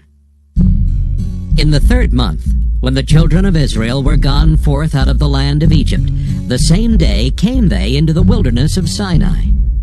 For they were departed from Rephidim, and were come to the desert of Sinai, and had pitched in the wilderness. And there Israel camped before the mount. And Moses went up unto God, and the Lord called unto him out of the mountain, saying, Thus shalt thou say to the house of Jacob, and tell the children of Israel, Ye have seen what I did unto the Egyptians, and how I bare you on eagle's wings, and brought you unto myself. Now therefore, if ye will obey my voice indeed, and keep my covenant, then ye shall be a peculiar treasure unto me above all people, for all the earth is mine. And ye shall be unto me a kingdom of priests, and an holy nation. These are the words which thou shalt speak unto the children of Israel. And Moses came and called for the elders of the people, and laid before their faces all these words which the Lord commanded him. And all the people answered together and said, All that the Lord hath spoken we will do. And Moses returned the words of the people unto the Lord. And the Lord said unto Moses, Lo, I come unto thee in a thick cloud, that the people may hear when I speak with thee, and believe thee forever. And Moses told the words of the people unto the Lord. And the Lord said unto Moses, Go unto the people, and sanctify them today and tomorrow, and let them wash their clothes, and be ready against the 3rd day. For the 3rd day the Lord will come down in the sight of all the people upon Mount Sinai. And thou shalt set bounds unto the people round about, saying, Take heed to yourselves that ye go not up into the mount, or touch the border of it. Whosoever toucheth the mount shall be surely put to death. There shall not an hand touch it, but he shall surely be stoned or shot through. Whether it be beast or man, it shall not live. When the trumpet soundeth long, they shall come up to the mount. And Moses went down from the mount unto the people, and sanctified the people, and they washed their clothes. And he said unto the people, Be ready against the 3rd day, come not at your wives. And it came to pass on the 3rd day in the morning, that there were thunders and lightnings, and a thick cloud upon the mount, and the voice of the trumpet exceeding loud, so that all the people that was in the camp trembled. And Moses brought forth the people out of the camp to meet with God, and they stood at the nether part of the mount. And Mount Sinai was altogether on a smoke, because the Lord descended upon it in fire. And the smoke thereof ascended as the smoke of a furnace, and the whole mount quaked greatly. And when the voice of the trumpet sounded long, and waxed louder and louder, Moses spake, and God answered him by a voice. And the Lord came down upon Mount Sinai on the top of the mount.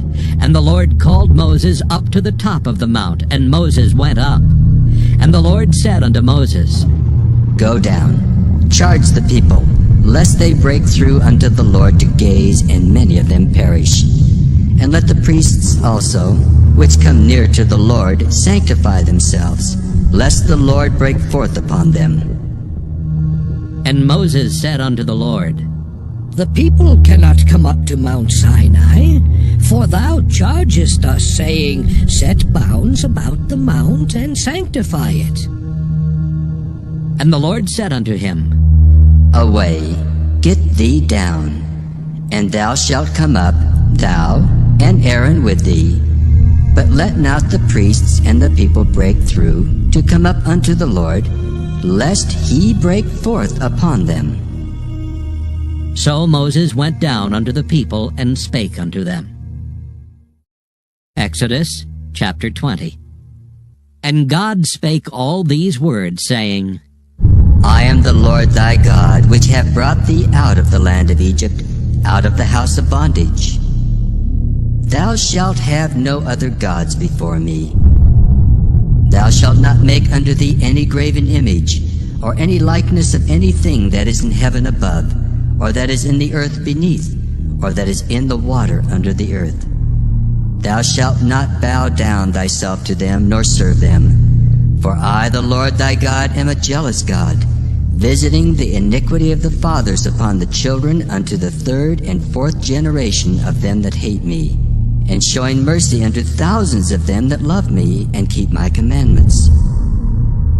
Thou shalt not take the name of the Lord thy God in vain, for the Lord will not hold him guiltless that taketh his name in vain. Remember the Sabbath day to keep it holy. 6 days shalt thou labor and do all thy work, but the seventh day is the Sabbath of the Lord thy God. In it thou shalt not do any work, thou, nor thy son, nor thy daughter, thy manservant, nor thy maidservant, nor thy cattle, nor thy stranger that is within thy gates. For in 6 days the Lord made heaven and earth, the sea, and all that in them is, and rested the seventh day. Wherefore the Lord blessed the Sabbath day, and hallowed it. Honor thy father and thy mother, that thy days may be long upon the land which the Lord thy God giveth thee. Thou shalt not kill. Thou shalt not commit adultery. Thou shalt not steal. Thou shalt not bear false witness against thy neighbor. Thou shalt not covet thy neighbor's house. Thou shalt not covet thy neighbor's wife, nor his manservant, nor his maidservant, nor his ox, nor his ass, nor anything that is thy neighbor's. And all the people saw the thunderings, and the lightnings, and the noise of the trumpet, and the mountain smoking. And when the people saw it, they removed and stood afar off. And they said unto Moses, Speak thou with us, and we will hear, but let not God speak with us, lest we die. And Moses said unto the people, Fear not, for God is come to prove you, and that his fear may be before your faces, that ye sin not. And the people stood afar off, and Moses drew near unto the thick darkness where God was. And the Lord said unto Moses, Thus thou shalt say unto the children of Israel, Ye have seen that I have talked with you from heaven. Ye shall not make with me gods of silver, neither shall ye make unto you gods of gold. An altar of earth thou shalt make unto me, and shalt sacrifice thereon thy burnt offerings, and thy peace offerings, thy sheep and thine oxen. In all places where I record my name, I will come unto thee, and I will bless thee. And if thou wilt make me an altar of stone, thou shalt not build it of hewn stone. For if thou lift up thy tool upon it, thou hast polluted it. Neither shalt thou go up by steps unto mine altar, that thy nakedness be not discovered thereon. Exodus chapter 21. Now these are the judgments which thou shalt set before them. If thou buy an Hebrew servant, 6 years he shall serve. and in the 7th he shall go out free for nothing. If he came in by himself, he shall go out by himself. If he were married, then his wife shall go out with him. If his master have given him a wife, and she have borne him sons or daughters, the wife and her children shall be her master's, and he shall go out by himself. And if the servant shall plainly say, I love my master, my wife and my children, I will not go out free, then his master shall bring him unto the judges. He shall also bring him to the door, or unto the door post. And his master shall bore his ear through with an awl, and he shall serve him forever. And if a man sell his daughter to be a maidservant, she shall not go out as the men servants do. If she please not her master, who hath betrothed her to himself, then shall he let her be redeemed. To sell her unto a strange nation he shall have no power, seeing he hath dealt deceitfully with her. And if he have betrothed her unto his son, he shall deal with her after the manner of daughters. If he take him another wife, her food, her raiment, and her duty of marriage shall he not diminish. And if he do not these 3 unto her, then shall she go out free without money. He that smiteth a man so that he die shall be surely put to death. And if a man lie not in wait, but God deliver him into his hand, then I will appoint thee a place whither he shall flee. But if a man come presumptuously upon his neighbor, to slay him with guile, thou shalt take him from mine altar, that he may die. And he that smiteth his father or his mother shall be surely put to death. And he that stealeth a man and selleth him, or if he be found in his hand, he shall surely be put to death. And he that curseth his father or his mother shall surely be put to death. And if men strive together, and one smite another with a stone, or with his fist, and he die not, but keepeth his bed, if he rise again, and walk abroad upon his staff, then shall he that smote him be quit. Only he shall pay for the loss of his time, and shall cause him to be thoroughly healed. And if a man smite his servant or his maid with a rod, and he die under his hand, he shall be surely punished. Notwithstanding, if he continue a day or 2, he shall not be punished, for he is his money. If men strive and hurt a woman with child, so that her fruit depart from her, and yet no mischief follow, he shall be surely punished according as the woman's husband will lay upon him, and he shall pay as the judges determine. And if any mischief follow, then thou shalt give life for life, eye for eye, tooth for tooth, hand for hand, foot for foot, burning for burning, wound for wound, stripe for stripe. And if a man smite the eye of his servant, or the eye of his maid, that it perish, he shall let him go free for his eye's sake. And if he smite out his manservant's tooth, or his maidservant's tooth, he shall let him go free for his tooth's sake. If an ox gore a man or a woman, that they die, then the ox shall be surely stoned, and his flesh shall not be eaten, but the owner of the ox shall be quit. But if the ox were wont to push with his horn in time past, and it hath been testified to his owner, and he hath not kept him in, but that he hath killed a man or a woman, the ox shall be stoned, and his owner also shall be put to death. If there be laid on him a sum of money, then he shall give for the ransom of his life whatsoever is laid upon him. Whether he have gored a son, or have gored a daughter, according to this judgment shall it be done unto him. If the ox shall push a manservant or a maidservant, he shall give unto their master 30 shekels of silver, and the ox shall be stoned. And if a man shall open a pit, or if a man shall dig a pit and not cover it, and an ox or an ass fall therein, the owner of the pit shall make it good, and give money unto the owner of them, and the dead beast shall be his. And if one man's ox hurt another's that he die, then they shall sell the live ox, and divide the money of it, and the dead ox also they shall divide.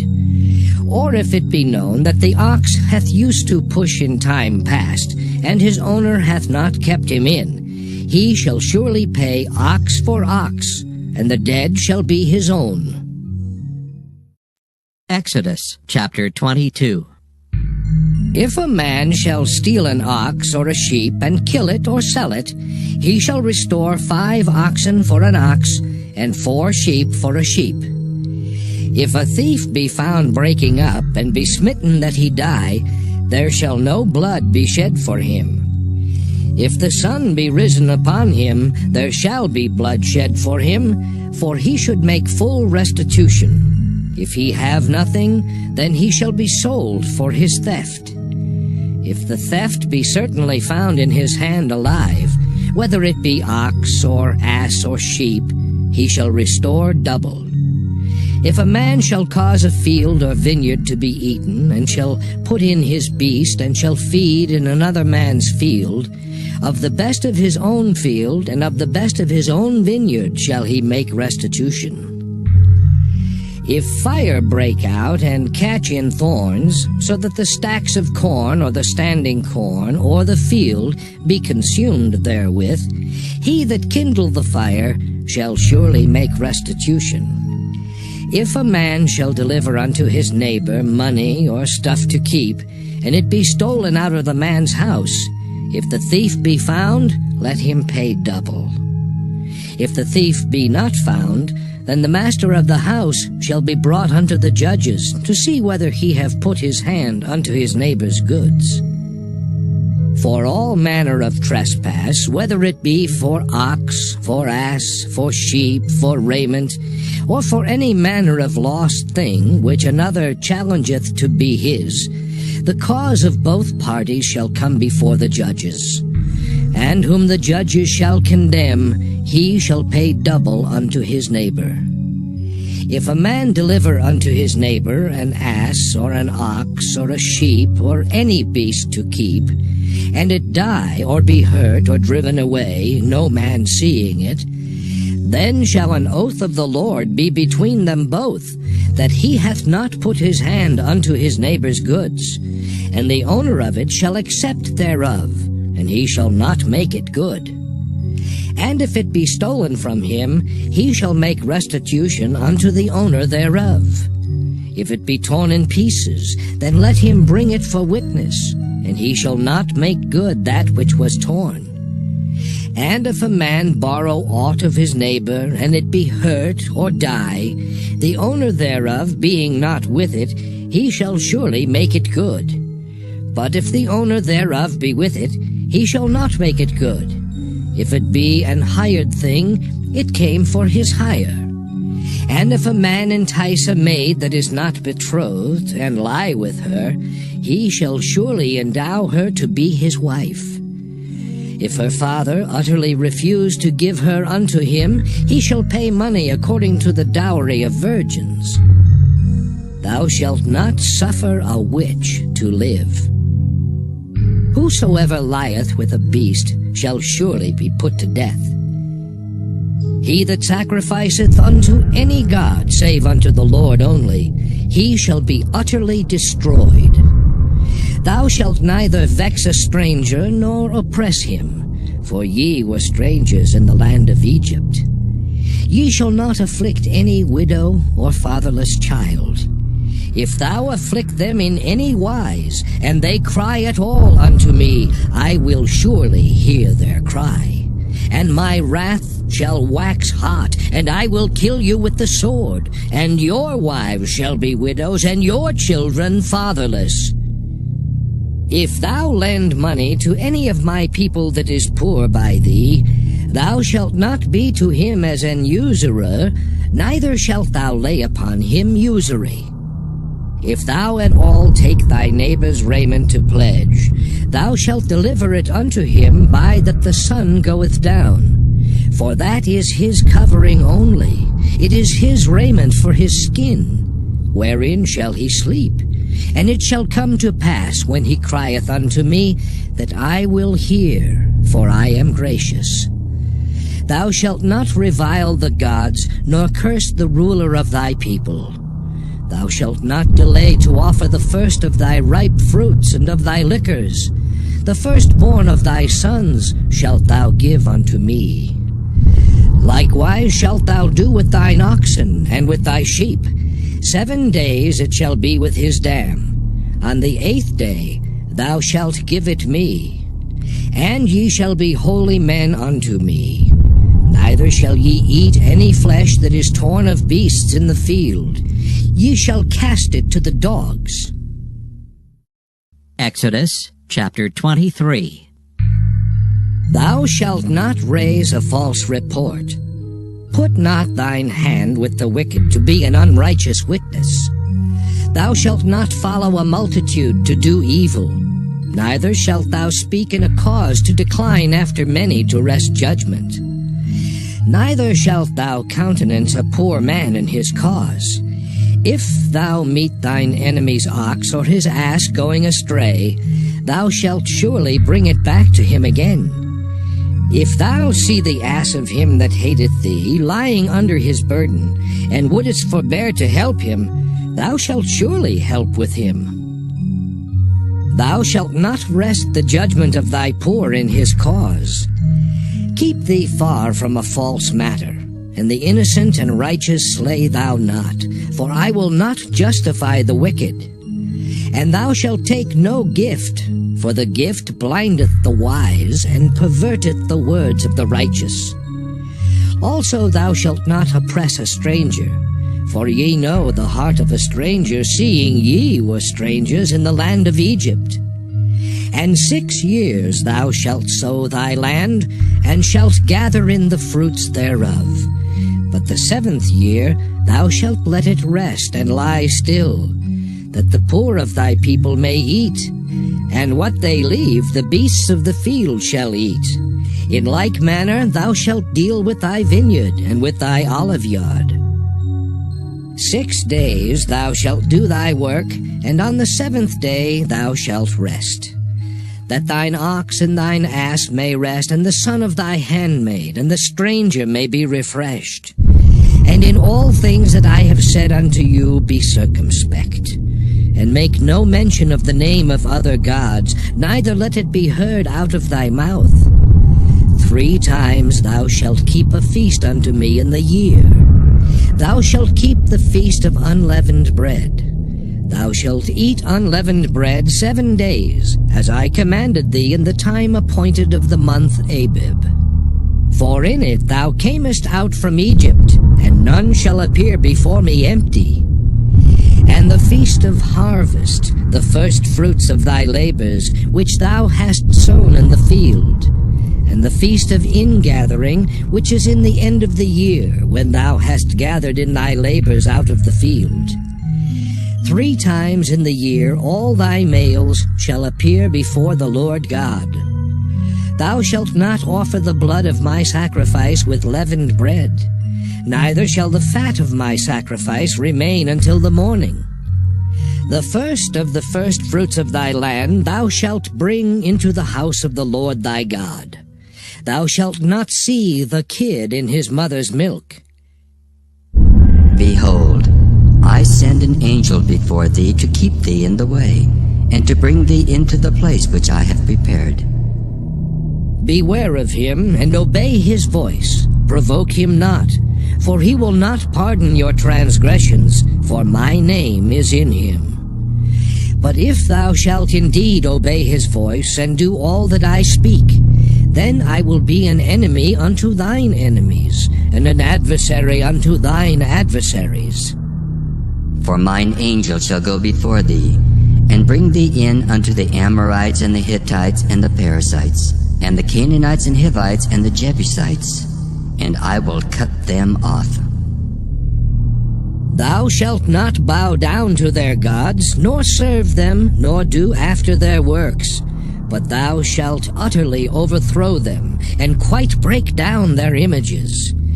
And ye shall serve the Lord your God, and he shall bless thy bread and thy water, and I will take sickness away from the midst of thee. There shall nothing cast their young, nor be barren in thy land. The number of thy days I will fulfill. I will send my fear before thee, and will destroy all the people to whom thou shalt come, and I will make all thine enemies turn their backs unto thee. And I will send hornets before thee, which shall drive out the Hivite, the Canaanite, and the Hittite from before thee. I will not drive them out from before thee in 1 year, lest the land become desolate, and the beast of the field multiply against thee. By little and little I will drive them out from before thee, until thou be increased and inherit the land. And I will set thy bounds from the Red Sea even unto the sea of the Philistines, and from the desert unto the river. For I will deliver the inhabitants of the land into your hand, and thou shalt drive them out before thee. Thou shalt make no covenant with them, nor with their gods. They shall not dwell in thy land, lest they make thee sin against me.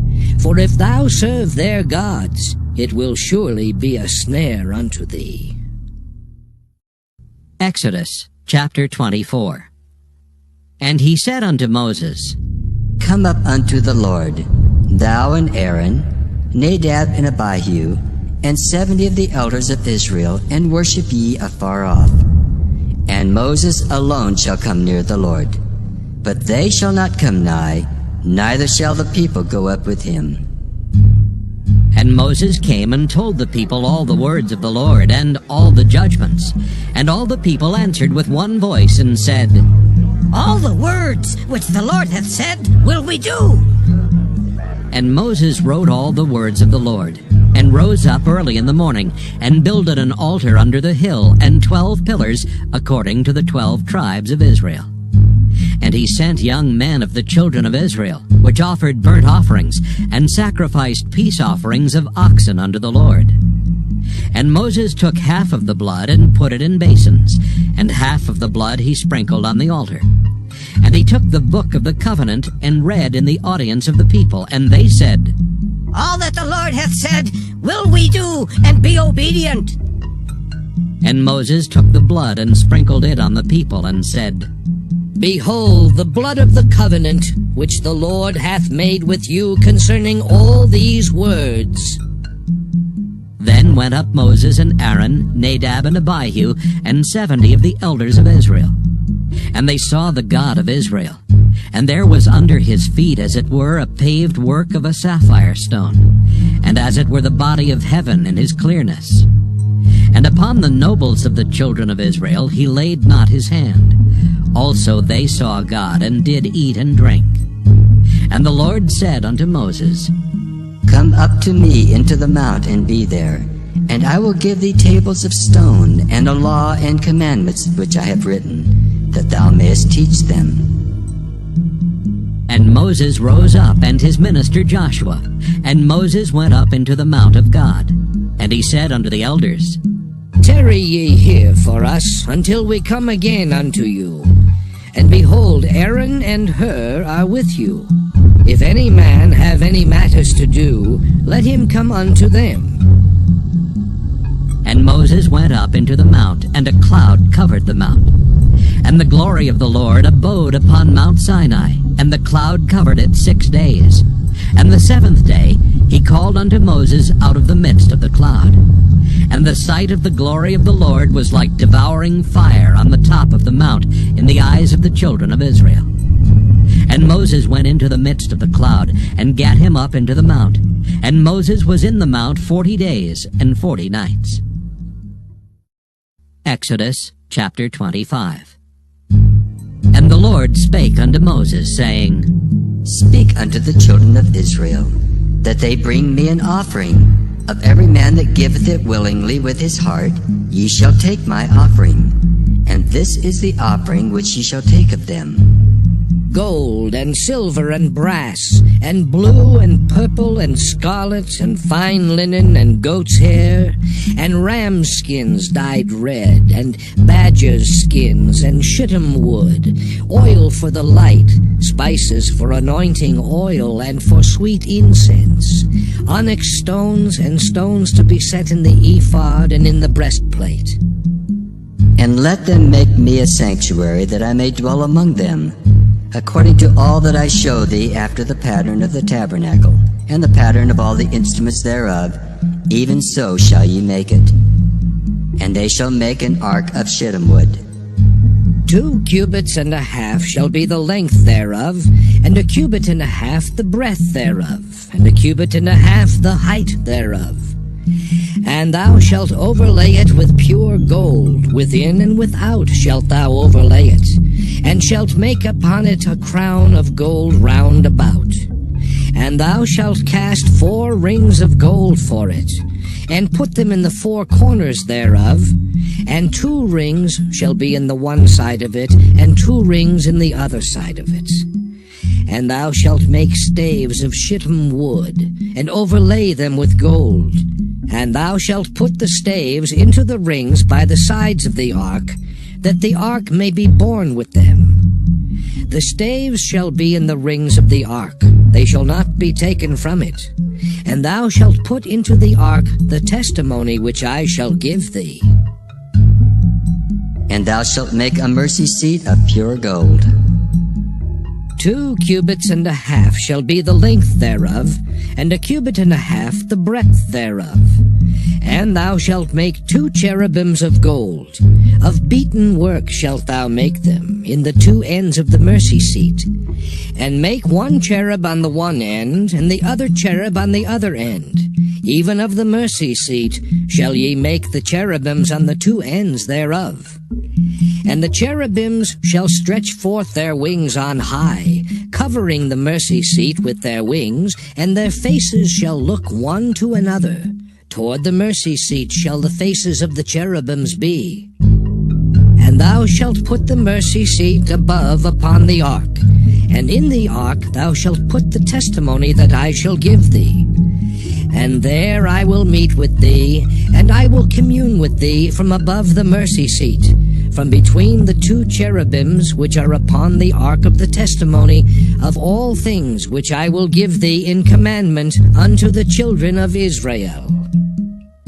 Thou shalt also make a table of shittim wood. 2 cubits shall be the length thereof, and 1 cubit the breadth thereof, and 1 cubit and a half the height thereof. And thou shalt overlay it with pure gold, and make thereto a crown of gold round about. And thou shalt make unto it a border of an hand breadth round about. And thou shalt make a golden crown to the border thereof round about. And thou shalt make for it 4 rings of gold, and put the rings in the 4 corners that are on the 4 feet thereof. Over against the border shall the rings be for places of the staves to bear the table. And thou shalt make the staves of shittim wood, and overlay them with gold, that the table may be borne with them. And thou shalt make the dishes thereof, and spoons thereof, and covers thereof, and bowls thereof, to cover withal. Of pure gold shalt thou make them. And thou shalt set upon the table showbread before me alway. And thou shalt make a candlestick of pure gold. Of beaten work shall the candlestick be made. His shaft and his branches, his bowls, his knops and his flowers shall be of the same. And 6 branches shall come out of the sides of it. 3 branches of the candlestick out of the one side, and 3 branches of the candlestick out of the other side. 3 bowls made like unto almonds, with a knop and a flower in one branch, and 3 bowls made like almonds in the other branch, with a knop and a flower. So in the 6 branches that come out of the candlestick. And in the candlestick shall be 4 bowls made like unto almonds, with their knops and their flowers. And And there shall be a knop under 2 branches of the same, and a knop under 2 branches of the same, and a knop under 2 branches of the same, according to the 6 branches that proceed out of the candlestick. Their knops and their branches shall be of the same. All it shall be one beaten work of pure gold. And thou shalt make the 7 lamps thereof, and they shall light the lamps thereof, that they may give light over against it.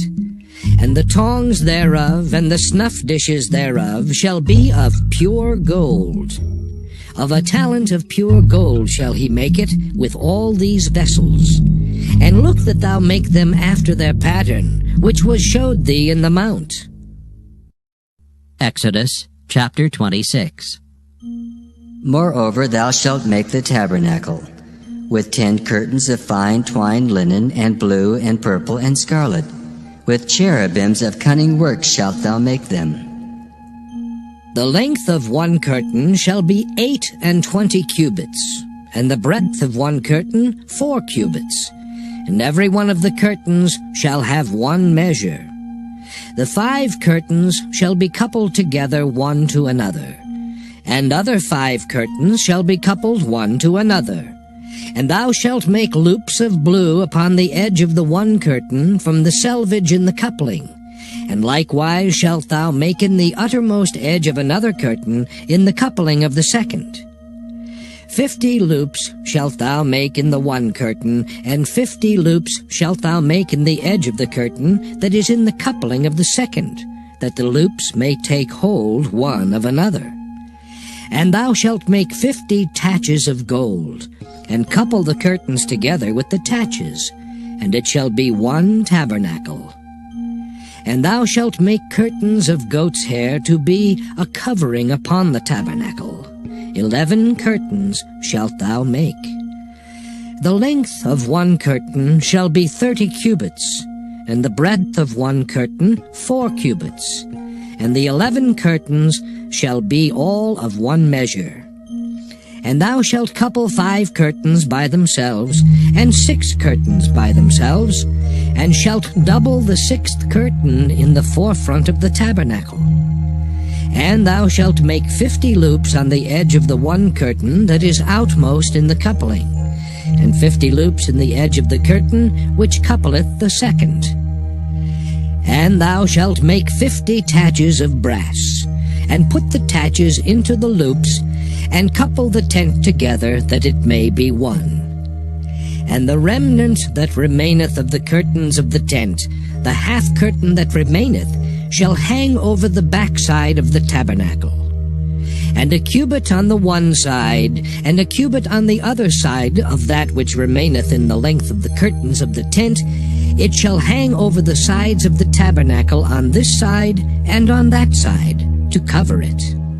And thou shalt make a covering for the tent of ram's skins dyed red, and a covering above of badger's skins. And thou shalt make boards for the tabernacle of shittim wood standing up. 10 cubits shall be the length of a board, and a cubit and a half shall be the breadth of one board. 2 tenons shall there be in one board, set in order one against another. Thus shalt thou make for all the boards of the tabernacle. And thou shalt make the boards for the tabernacle, 20 boards on the south side southward.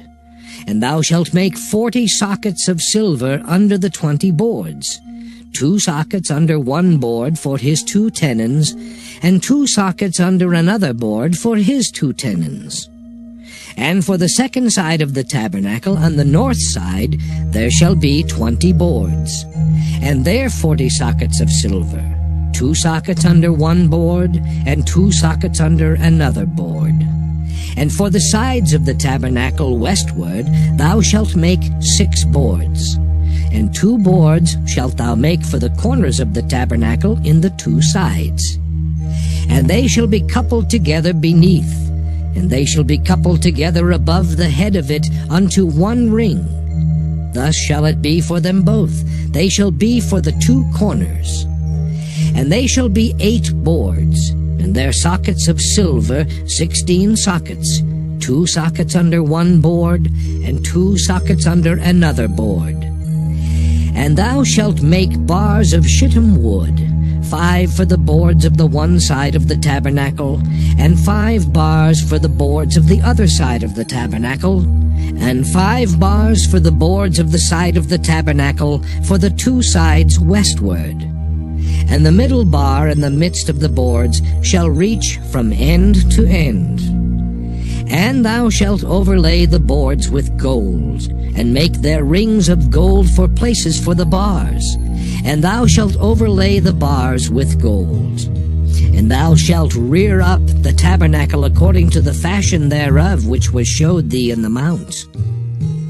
And thou shalt make a veil of blue and purple and scarlet and fine twined linen of cunning work. With cherubims shall it be made.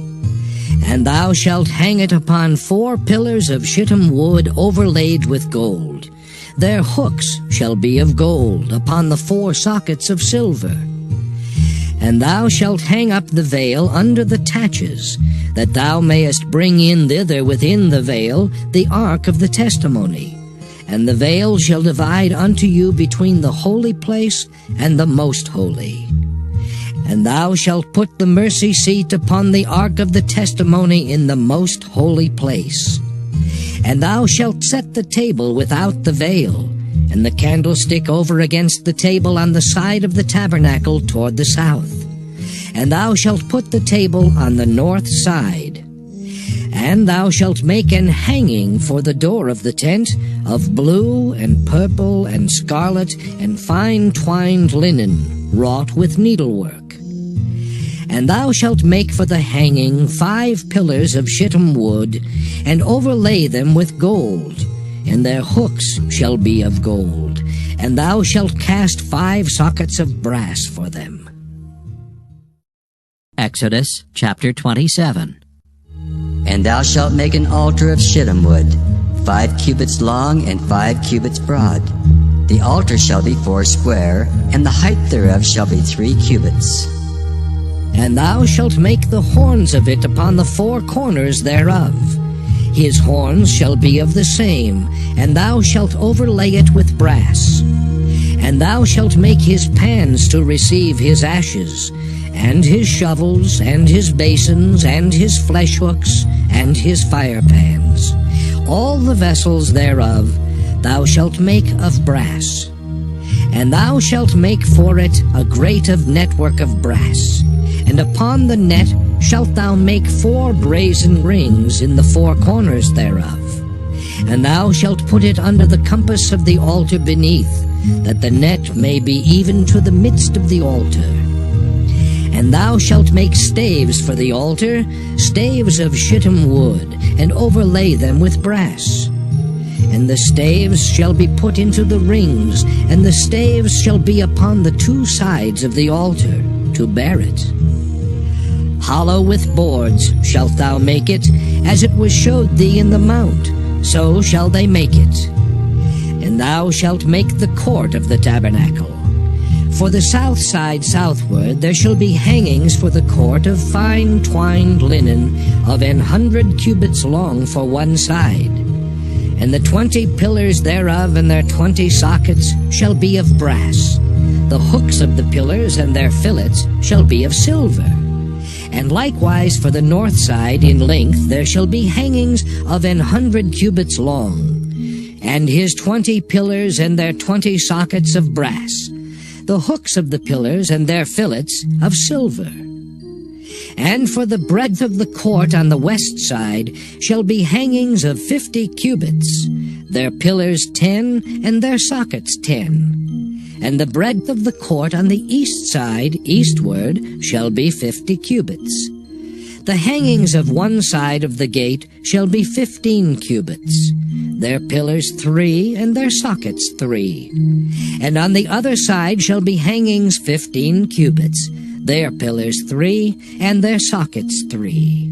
And for the gate of the court shall be an hanging of 20 cubits, of blue and purple and scarlet and fine twined linen, wrought with needlework.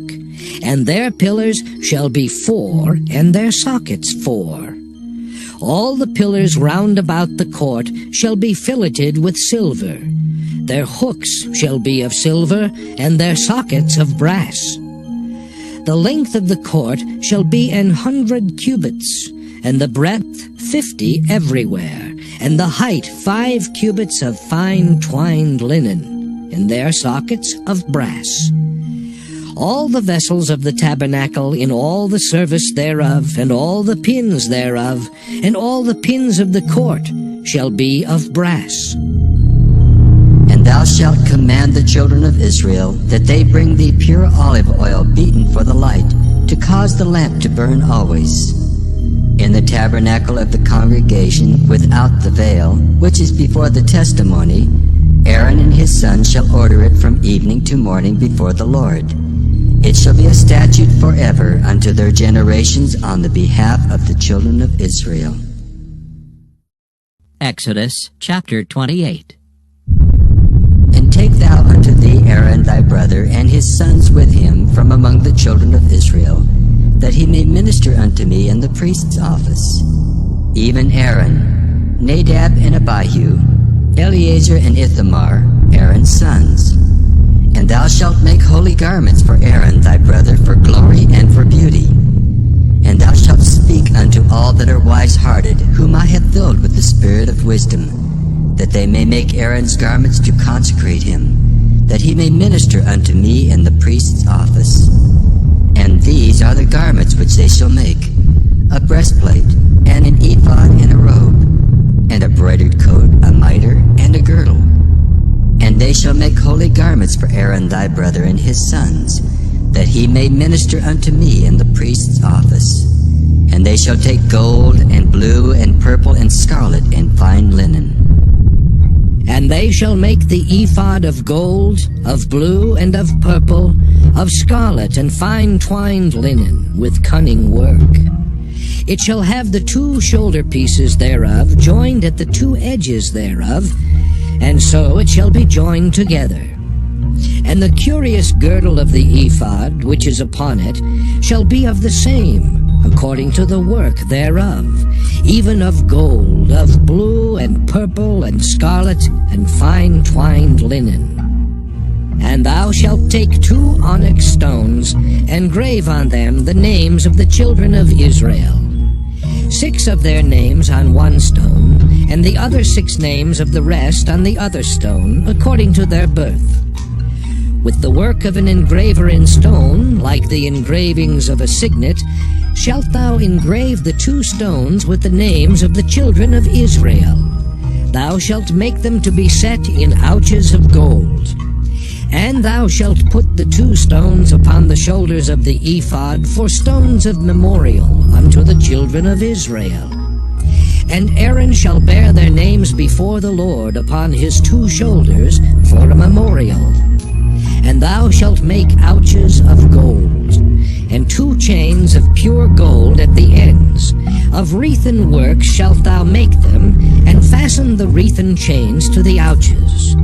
And thou shalt make the breastplate of judgment with cunning work. After the work of the ephod thou shalt make it. Of gold, of blue, and of purple, and of scarlet, and of fine twined linen shalt thou make it. 4 square it shall be, being doubled. A span shall be the length thereof, and a span shall be the breadth thereof. And thou shalt set it in settings of stones, even 4 rows of stones. The first row shall be a sardius, a topaz, and a carbuncle. This shall be the first row. And the second row shall be an emerald, a sapphire, and a diamond. And the third row a ligure, an agate, and an amethyst. And the fourth row a beryl, and an onyx, and a jasper. They shall be set in gold in their enclosings. And the stones shall be with the names of the children of Israel, 12, according to their names, like the engravings of a signet. Every one with his name shall they be according to the 12 tribes. And thou shalt make upon the breastplate chains at the ends of wreathen work of pure gold. thou shalt make upon the breastplate 2 rings of gold, and shalt put the 2 rings on the 2 ends of the breastplate. And thou shalt put the 2 wreathen chains of gold in the 2 rings which are on the ends of the breastplate. And the other 2 ends of the 2 wreathen chains thou shalt fasten in the 2 ouches, and put them on the shoulder pieces of the ephod before it.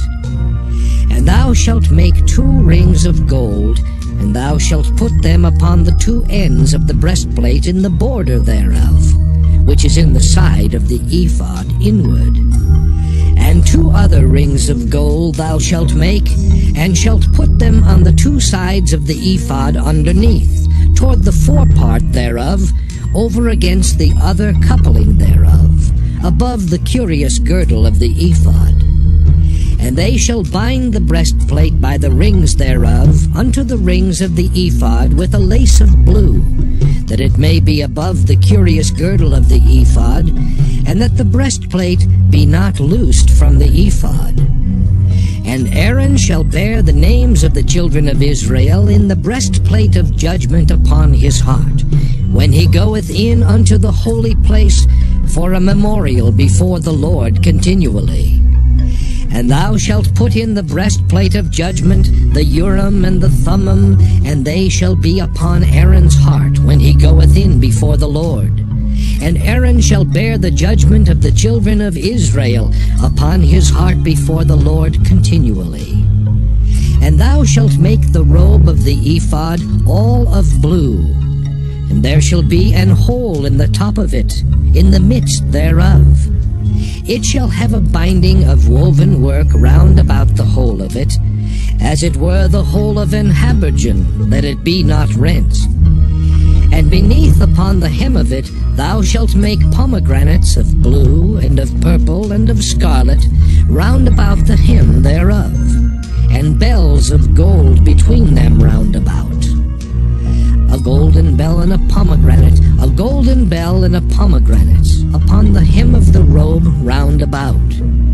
And it shall be upon Aaron to minister, and his sound shall be heard when he goeth in unto the holy place before the Lord, and when he cometh out, that he die not. And thou shalt make a plate of pure gold, and grave upon it, like the engravings of a signet, Holiness to the Lord.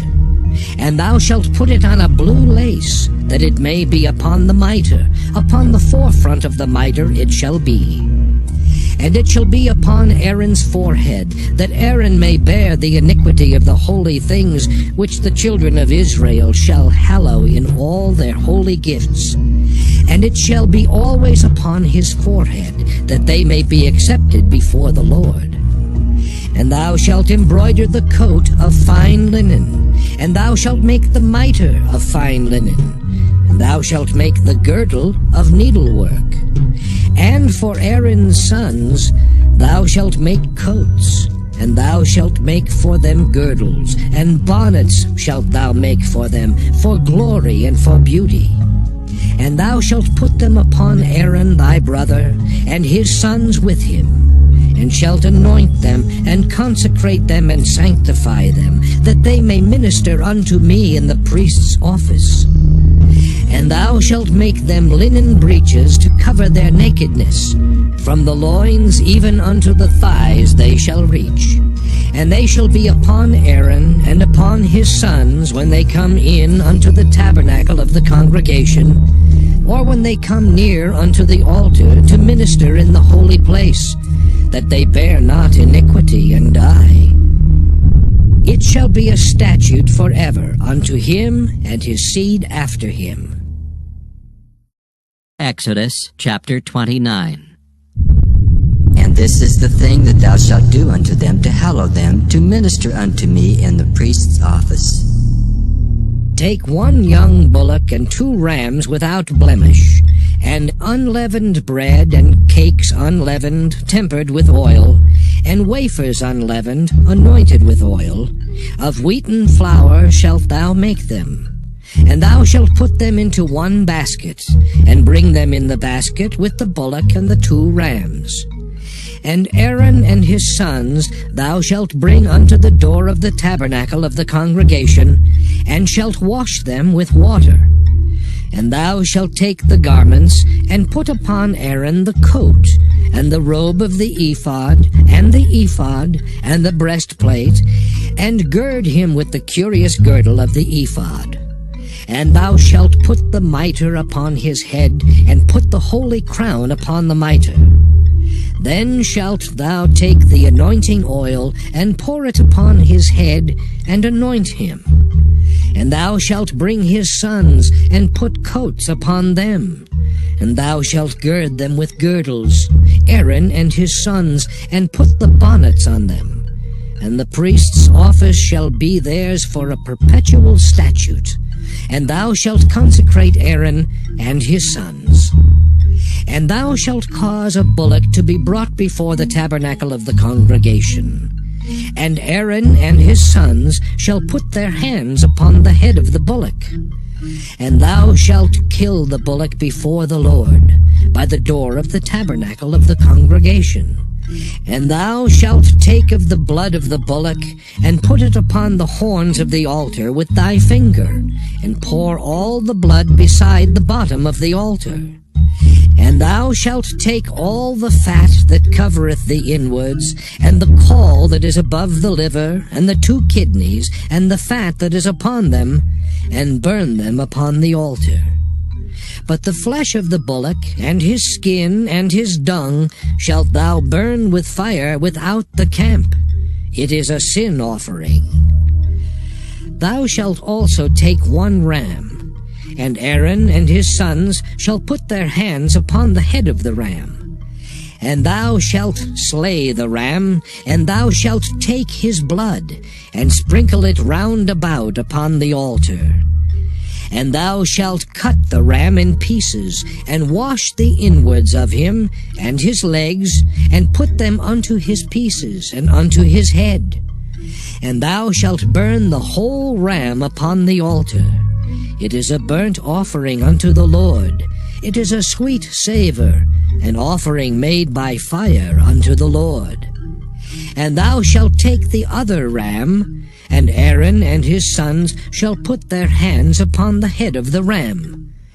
Then shalt thou kill the ram, and take of his blood, and put it upon the tip of the right ear of Aaron, and upon the tip of the right ear of his sons, and upon the thumb of their right hand, and upon the great toe of their right foot, and sprinkle the blood upon the altar round about.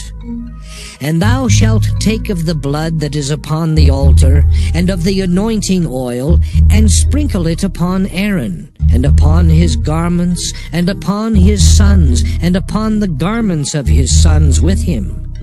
And he shall be hallowed, and his garments, and his sons' garments with him. Also thou shalt take of the ram the fat and the rump, and the fat that covereth the inwards, and the caul above the liver, and the 2 kidneys, and the fat that is upon them, and the right shoulder, for it is a ram of consecration. And 1 loaf of bread, and 1 cake of oiled bread, and 1 wafer out of the basket of the unleavened bread that is before the Lord. And thou shalt put all in the hands of Aaron, and in the hands of his sons, and shalt wave them for a wave offering before the Lord. And thou shalt receive them of their hands, and burn them upon the altar for a burnt offering, for a sweet savour before the Lord. It is an offering made by fire unto the Lord. And thou shalt take the breast of the ram of Aaron's consecration, and wave it for a wave offering before the Lord. And it shall be thy part. And thou shalt sanctify the breast of the wave offering, and the shoulder of the heave offering, which is waved and which is heaved up, of the ram of the consecration, even of that which is for Aaron, and of that which is for his sons. And it shall be Aaron's and his sons by a statute forever from the children of Israel. For it is an heave offering, And it shall be an heave offering from the children of Israel of the sacrifice of their peace offerings, even their heave offering unto the Lord. And the holy garments of Aaron shall be his sons after him, to be anointed therein and to be consecrated in them. And that son that is priest in his stead shall put them on 7 days, when he cometh into the tabernacle of the congregation to minister in the holy place. And thou shalt take the ram of the consecration, and seethe his flesh in the holy place. And Aaron and his sons shall eat the flesh of the ram, and the bread that is in the basket by the door of the tabernacle of the congregation. And they shall eat those things wherewith the atonement was made, to consecrate and to sanctify them. But a stranger shall not eat thereof, because they are holy. And if aught of the flesh of the consecrations, or of the bread, remain unto the morning, then thou shalt burn the remainder with fire. It shall not be eaten, because it is holy. And thus shalt thou do unto Aaron and to his sons according to all things which I have commanded thee. 7 days shalt thou consecrate them. And thou shalt offer every day a bullock for a sin offering for atonement. And thou shalt cleanse the altar when thou hast made an atonement for it, and thou shalt anoint it to sanctify it. 7 days thou shalt make an atonement for the altar, and sanctify it. And it shall be an altar most holy. Whatsoever toucheth the altar shall be holy. Now this is that which thou shalt offer upon the altar: 2 lambs of the first year, day by day, continually. The 1 lamb thou shalt offer in the morning, and the other lamb thou shalt offer at even. And with the 1 lamb 1/10 deal of flour mingled with the 4th part of an hin of beaten oil, and the 4th part of an hin of wine for a drink offering. And the other lamb thou shalt offer at even, and shalt do thereto according to the meat offering of the morning, and according to the drink offering thereof, for a sweet savor, an offering made by fire unto the Lord. This shall be a continual burnt offering throughout your generations, at the door of the tabernacle of the congregation before the Lord, where I will meet you to speak there unto thee. And there I will meet with the children of Israel, and the tabernacle shall be sanctified by my glory. And I will sanctify the tabernacle of the congregation and the altar. I will sanctify also both Aaron and his sons to minister to me in the priest's office. And I will dwell among the children of Israel, and will be their God.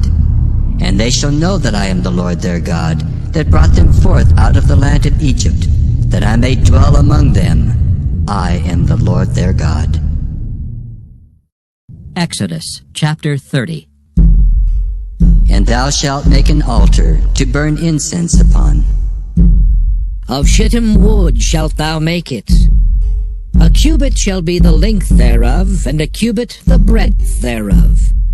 4 square shall it be, and 2 cubits shall be the height thereof.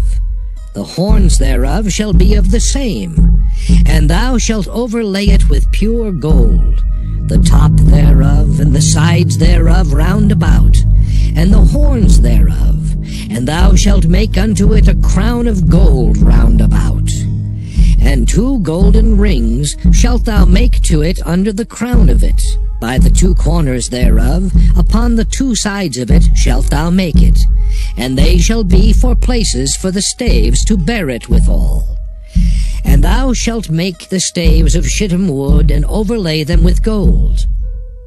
And thou shalt put it before the veil that is by the ark of the testimony, before the mercy seat that is over the testimony, where I will meet with thee. And Aaron shall burn thereon sweet incense every morning. When he dresseth the lamps, he shall burn incense upon it. And when Aaron lighteth the lamps at even, he shall burn incense upon it, a perpetual incense before the Lord throughout your generations. Ye shall offer no strange incense thereon, nor burnt sacrifice, nor meat offering. Neither shall ye pour drink offering thereon. And Aaron shall make an atonement upon the horns of it once in a year with the blood of the sin offering of atonements. Once in the year shall he make atonement upon it throughout your generations. It is most holy unto the Lord. And the Lord spake unto Moses, saying, When thou takest the sum of the children of Israel after their number, then shall they give every man a ransom for his soul unto the Lord, when thou numberest them. That there be no plague among them when thou numberest them. This they shall give every one that passeth among them that are numbered, half a shekel after the shekel of the sanctuary. A shekel is 20 gerahs, and half shekel shall be the offering of the Lord. Every one that passeth among them that are numbered, from 20 years old and above, shall give an offering unto the Lord.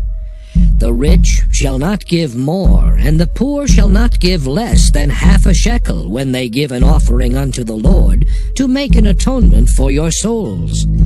And thou shalt take the atonement money of the children of Israel, and shalt appoint it for the service of the tabernacle of the congregation, that it may be a memorial unto the children of Israel before the Lord, to make an atonement for your souls. And the Lord spake unto Moses, saying, Thou shalt also make a laver of brass, and his foot also of brass to wash withal.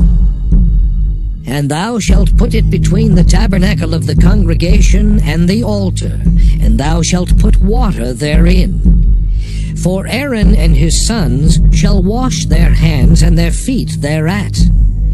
When they go into the tabernacle of the congregation, they shall wash with water, that they die not.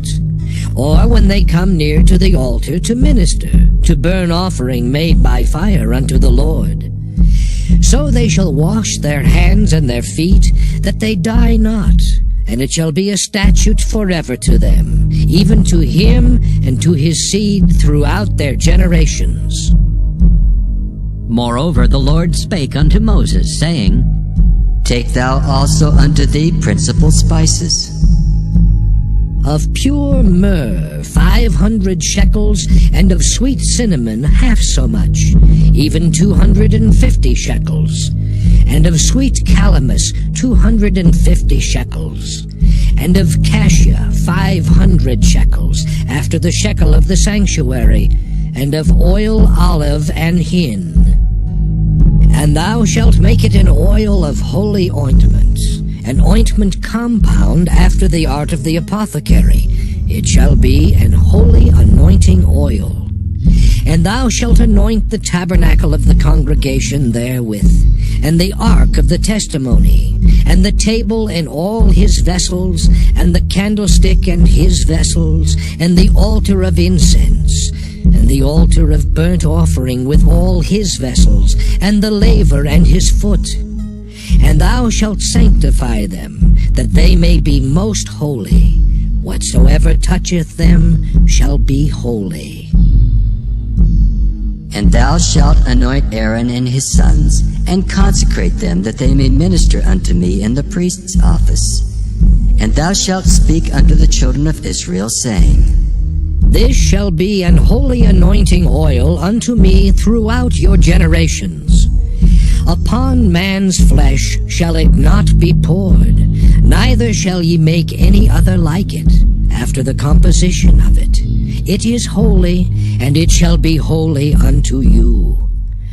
Whosoever compoundeth any like it, or whosoever putteth any of it upon a stranger, shall even be cut off from his people. And the Lord said unto Moses, Take unto thee sweet spices, stadki, and onycha, and galbanum. These sweet spices with pure frankincense, of each shall there be a like weight. And thou shalt make it a perfume, a confection after the art of the apothecary, tempered together, pure and holy. And thou shalt beat some of it very small, and put of it before the testimony in the tabernacle of the congregation, where I will meet with thee. It shall be unto you most holy. And as for the perfume which thou shalt make, ye shall not make to yourselves according to the composition thereof. It shall be unto thee holy for the Lord.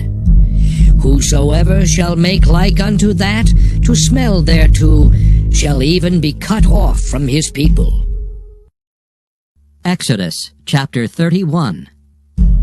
And the Lord spake unto Moses, saying, See, I have called by name Bezaleel, the son of Uri, the son of Hur, of the tribe of Judah.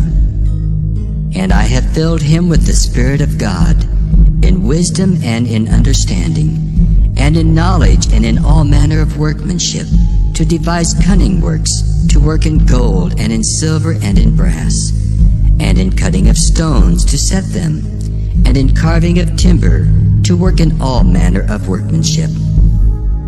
And I, behold, I have given with him Aholiab, the son of Ahisamach of the tribe of Dan. And in the hearts of all that are wise-hearted, I have put wisdom that they may make all that I have commanded thee.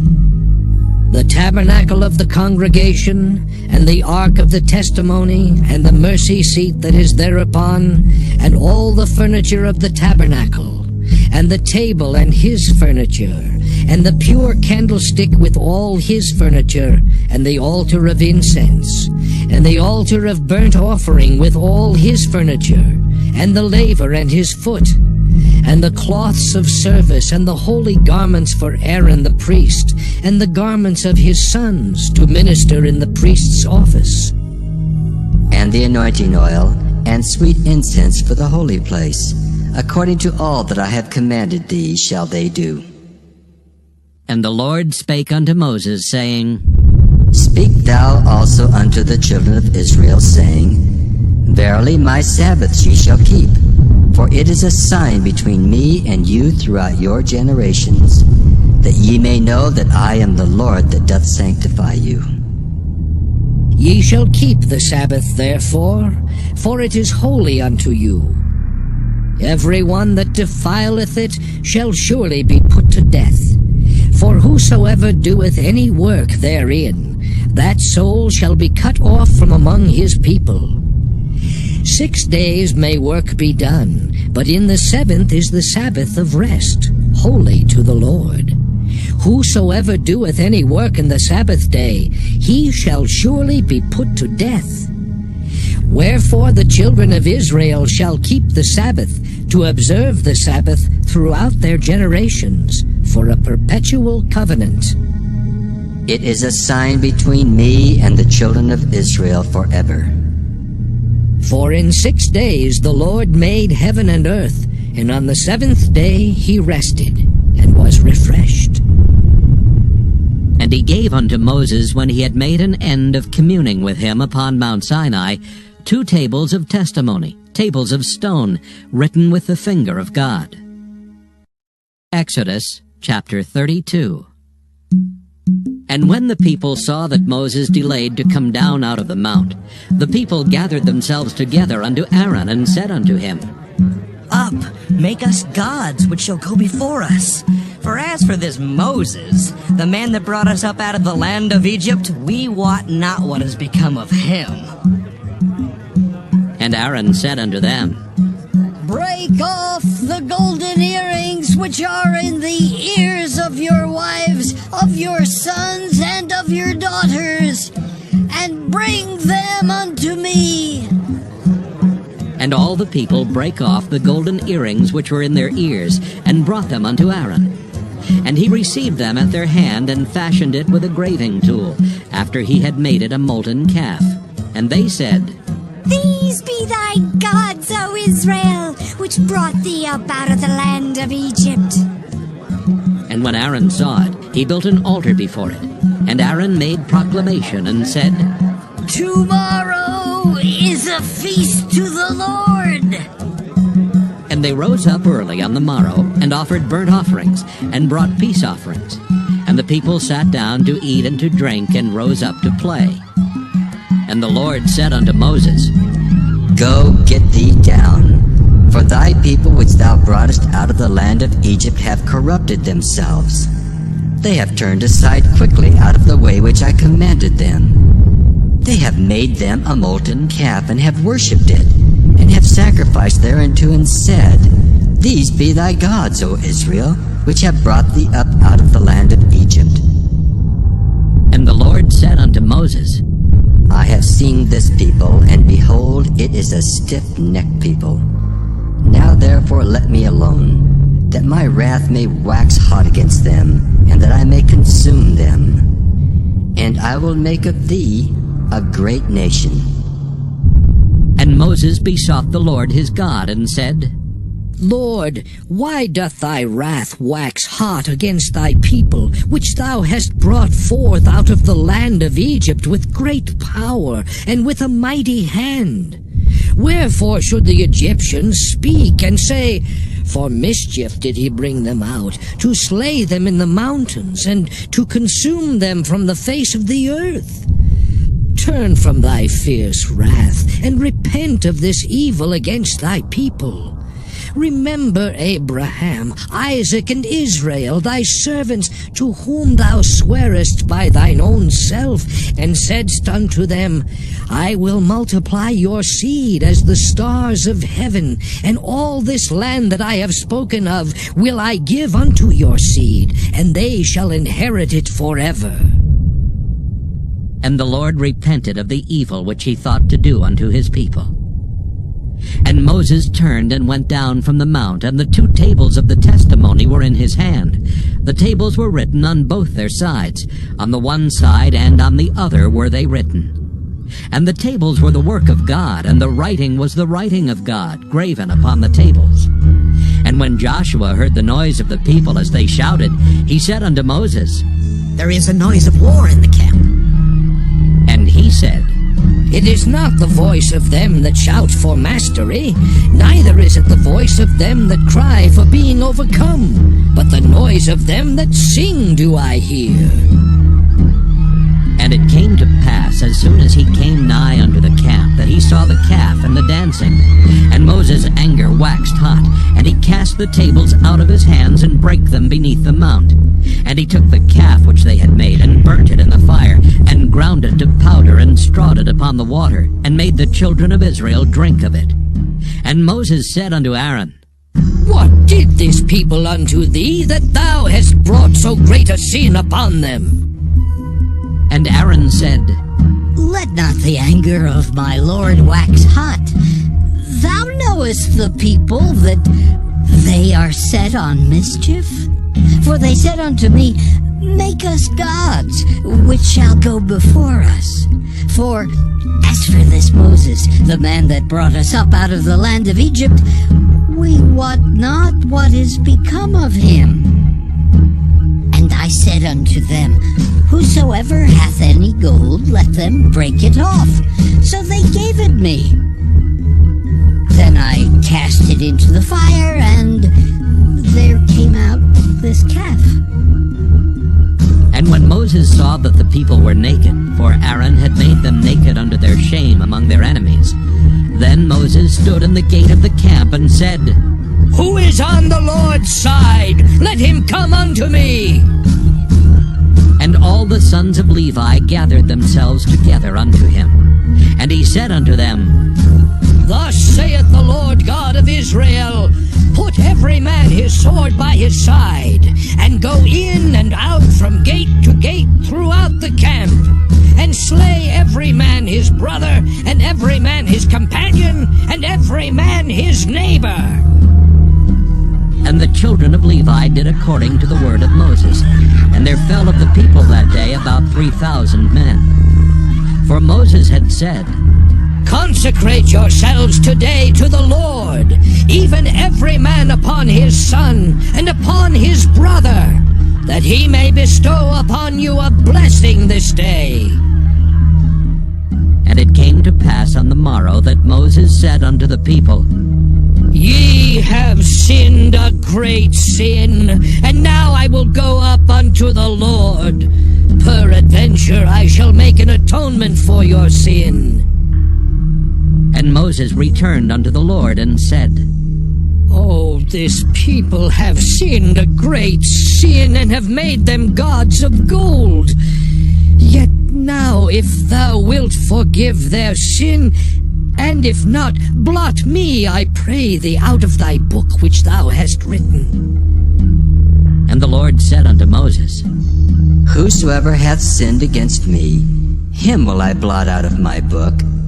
Therefore now go, lead the people unto the place of which I have spoken unto thee. Behold, mine angel shall go before thee. Nevertheless, in the day when I visit, I will visit their sin upon them. And the Lord plagued the people because they made the calf which Aaron made. Exodus chapter 33. And the Lord said unto Moses, Depart and go up hence, thou and the people which thou hast brought up out of the land of Egypt, unto the land which I swear unto Abraham, to Isaac, and to Jacob, saying, Unto thy seed will I give it. And I will send an angel before thee, and I will drive out the Canaanite, the Amorite, and the Hittite, and the Perizzite, the Hivite, and the Jebusite, unto a land flowing with milk and honey, for I will not go up in the midst of thee, for thou art a stiff-necked people, lest I consume thee in the way. And when the people heard these evil tidings, they mourned, and no man did put on him his ornaments. For the Lord had said unto Moses, Say unto the children of Israel, Ye are a stiff-necked people. I will come up into the midst of thee in a moment, and consume thee. Therefore now put off thine ornaments from thee, that I may know what to do unto thee.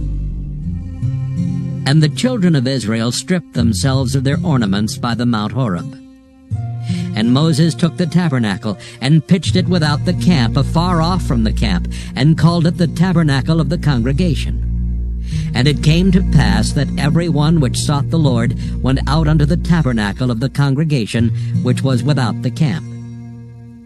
And it came to pass, when Moses went out unto the tabernacle, that all the people rose up, and stood every man at his tent door, and looked after Moses until he was gone into the tabernacle. And it came to pass, as Moses entered into the tabernacle, the cloudy pillar descended, and stood at the door of the tabernacle. And the Lord talked with Moses. And all the people saw the cloudy pillar stand at the tabernacle door. And all the people rose up and worshipped, every man in his tent door. And the Lord spake unto Moses face to face, as a man speaketh unto his friend. And he turned again into the camp. But his servant Joshua, the son of Nun, a young man, departed not out of the tabernacle. And Moses said unto the Lord, See, thou sayest unto me, Bring up this people, and thou hast not let me know whom thou wilt send with me. Yet thou hast said, I know thee by name, and thou hast also found grace in my sight. Now therefore I pray thee, if I have found grace in thy sight, show me now thy way, that I may know thee, that I may find grace in thy sight, and consider that this nation is thy people. And he said, My presence shall go with thee, and I will give thee rest. And he said unto him, If thy presence go not with me, carry us not up hence.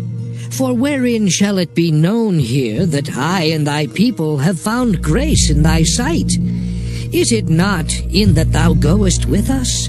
So shall we be separated, I and thy people, from all the people that are upon the face of the earth. And the Lord said unto Moses, I will do this thing also that thou hast spoken, for thou hast found grace in my sight, and I know thee by name. And he said, I beseech thee, show me thy glory. And he said, I will make all my goodness pass before thee, and I will proclaim the name of the Lord before thee, and will be gracious to whom I will be gracious, and will show mercy on whom I will show mercy. And he said, Thou canst not see my face, for there shall no man see me and live. And the Lord said, Behold, there is a place by me, and thou shalt stand upon a rock. And it shall come to pass, while my glory passeth by, that I will put thee in a cleft of the rock, and will cover thee with my hand while I pass by.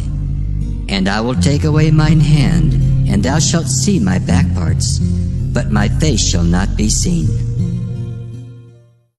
Exodus chapter 34. And the Lord said unto Moses, Hew thee 2 tables of stone like unto the first, and I will write upon these tables the words that were in the first tables which thou breakest.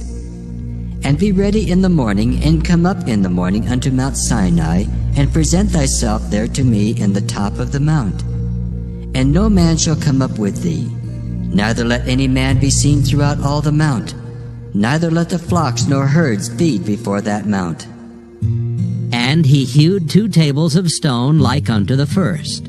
And Moses rose up early in the morning, and went up unto Mount Sinai, as the Lord had commanded him, and took in his hand the 2 tables of stone. And the Lord descended in the cloud, and stood with him there, and proclaimed the name of the Lord.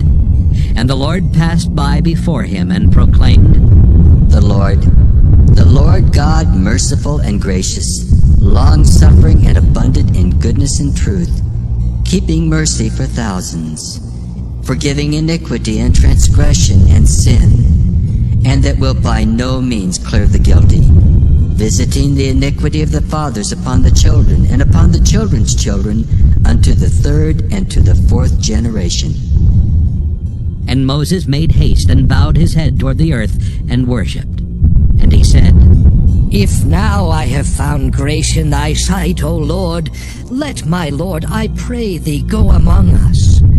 For it is a stiff-necked people, and pardon our iniquity and our sin, and take us for thine inheritance. And he said, Behold, I make a covenant. Before all thy people I will do marvels such as have not been done in all the earth, nor in any nation. And all the people among which thou art shall see the work of the Lord. For it is a terrible thing that I will do with thee. Observe thou that which I command thee this day. Behold, I drive out before thee the Amorite, and the Canaanite, and the Hittite, and the Perizzite, and the Hivite, and the Jebusite. Take heed to thyself, lest thou make a covenant with the inhabitants of the land whither thou goest, lest it be for a snare in the midst of thee. But ye shall destroy their altars, break their images, and cut down their groves. For thou shalt worship no other God, for the Lord whose name is jealous is a jealous God. Lest thou make a covenant with the inhabitants of the land, and they go a-whoring after their gods, and do sacrifice unto their gods, and one call thee, and thou eat of his sacrifice. And thou take of their daughters unto thy sons, and their daughters go a-whoring after their gods, and make thy sons go a-whoring after their gods. Thou shalt make thee no molten gods. The feast of unleavened bread shalt thou keep. 7 days thou shalt eat unleavened bread, as I commanded thee in the time of the month Abib. For in the month Abib thou camest out from Egypt. All that openeth the matrix is mine, and every firstling among thy cattle, whether ox or sheep, that is male. But the firstling of an ass thou shalt redeem with a lamb. And if thou redeem him not, then shalt thou break his neck. All the firstborn of thy sons thou shalt redeem, and none shall appear before me empty. 6 days thou shalt work, but on the 7th day thou shalt rest. In earing time and in harvest thou shalt rest. And thou shalt observe the feast of weeks, of the first fruits of wheat harvest, and the feast of ingathering at the year's end. Thrice in the year shall all your men children appear before the Lord God, the God of Israel.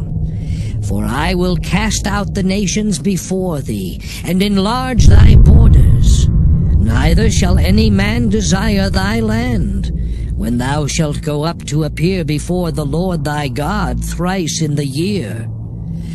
Thou shalt not offer the blood of my sacrifice with leaven, neither shall the sacrifice of the feast of the Passover be left unto the morning. The first of the first fruits of thy land thou shalt bring unto the house of the Lord thy God. Thou shalt not see the kid in his mother's milk. And the Lord said unto Moses, Write thou these words, for after the tenor of these words I have made a covenant with thee and with Israel. And he was there with the Lord 40 days and 40 nights. He did neither eat bread nor drink water. And he wrote upon the tables the words of the covenant, the 10 commandments. And it came to pass, when Moses came down from Mount Sinai with the 2 tables of testimony in Moses' hand, when he came down from the mount, that Moses wist not that the skin of his face shone while he talked with him. And when Aaron and all the children of Israel saw Moses, behold, the skin of his face shone, and they were afraid to come nigh him. And Moses called unto them, and Aaron and all the rulers of the congregation returned unto him, and Moses talked with them. And afterward all the children of Israel came nigh, and he gave them in commandment all that the Lord had spoken with him in Mount Sinai. Until Moses had done speaking with them, he put a veil on his face. But when Moses went in before the Lord to speak with him, he took the veil off until he came out. And he came out and spake unto the children of Israel that which he was commanded. And the children of Israel saw the face of Moses, that the skin of Moses' face shone. And Moses put the veil upon his face again until he went in to speak with him. Exodus chapter 35. And Moses gathered all the congregation of the children of Israel together, and said unto them, These are the words which the Lord hath commanded, that ye should do them. 6 days shall work be done, but on the 7th day there shall be to you an holy day, a Sabbath of rest to the Lord. Whosoever doeth work therein shall be put to death. Ye shall kindle no fire throughout your habitations upon the Sabbath day. And Moses spake unto all the congregation of the children of Israel, saying, This is the thing which the Lord commanded, saying, Take ye from among you an offering unto the Lord. Whosoever is of a willing heart, let him bring it, an offering of the Lord, gold and silver and brass, and blue and purple and scarlet, and fine linen, and goat's hair, and ram's skins dyed red, and badger's skins, and shittim wood, and oil for the light, and spices for anointing oil, and for the sweet incense, and onyx stones, and stones to be set for the ephod, and for the breastplate. And every wise-hearted among you shall come, and make all that the Lord hath commanded.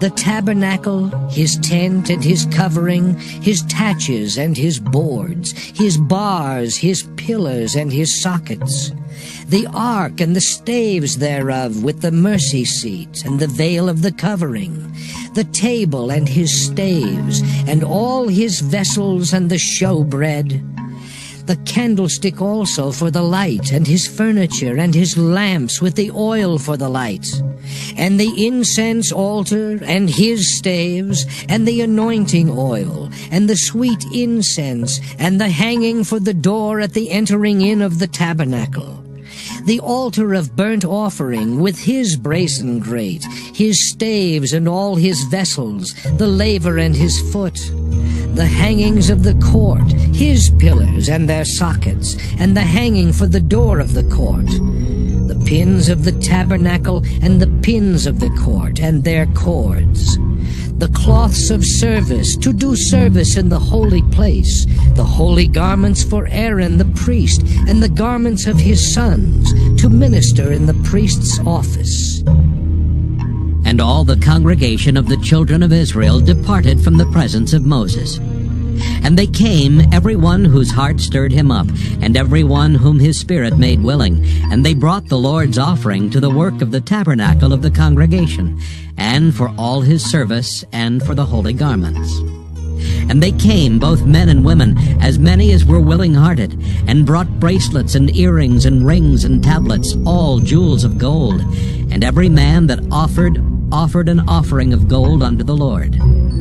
And every man with whom was found blue and purple and scarlet and fine linen, and goat's hair and red skins of rams and badgers' skins brought them. Every one that did offer an offering of silver and brass brought the Lord's offering. And every man with whom was found shittim wood for any work of the service brought it.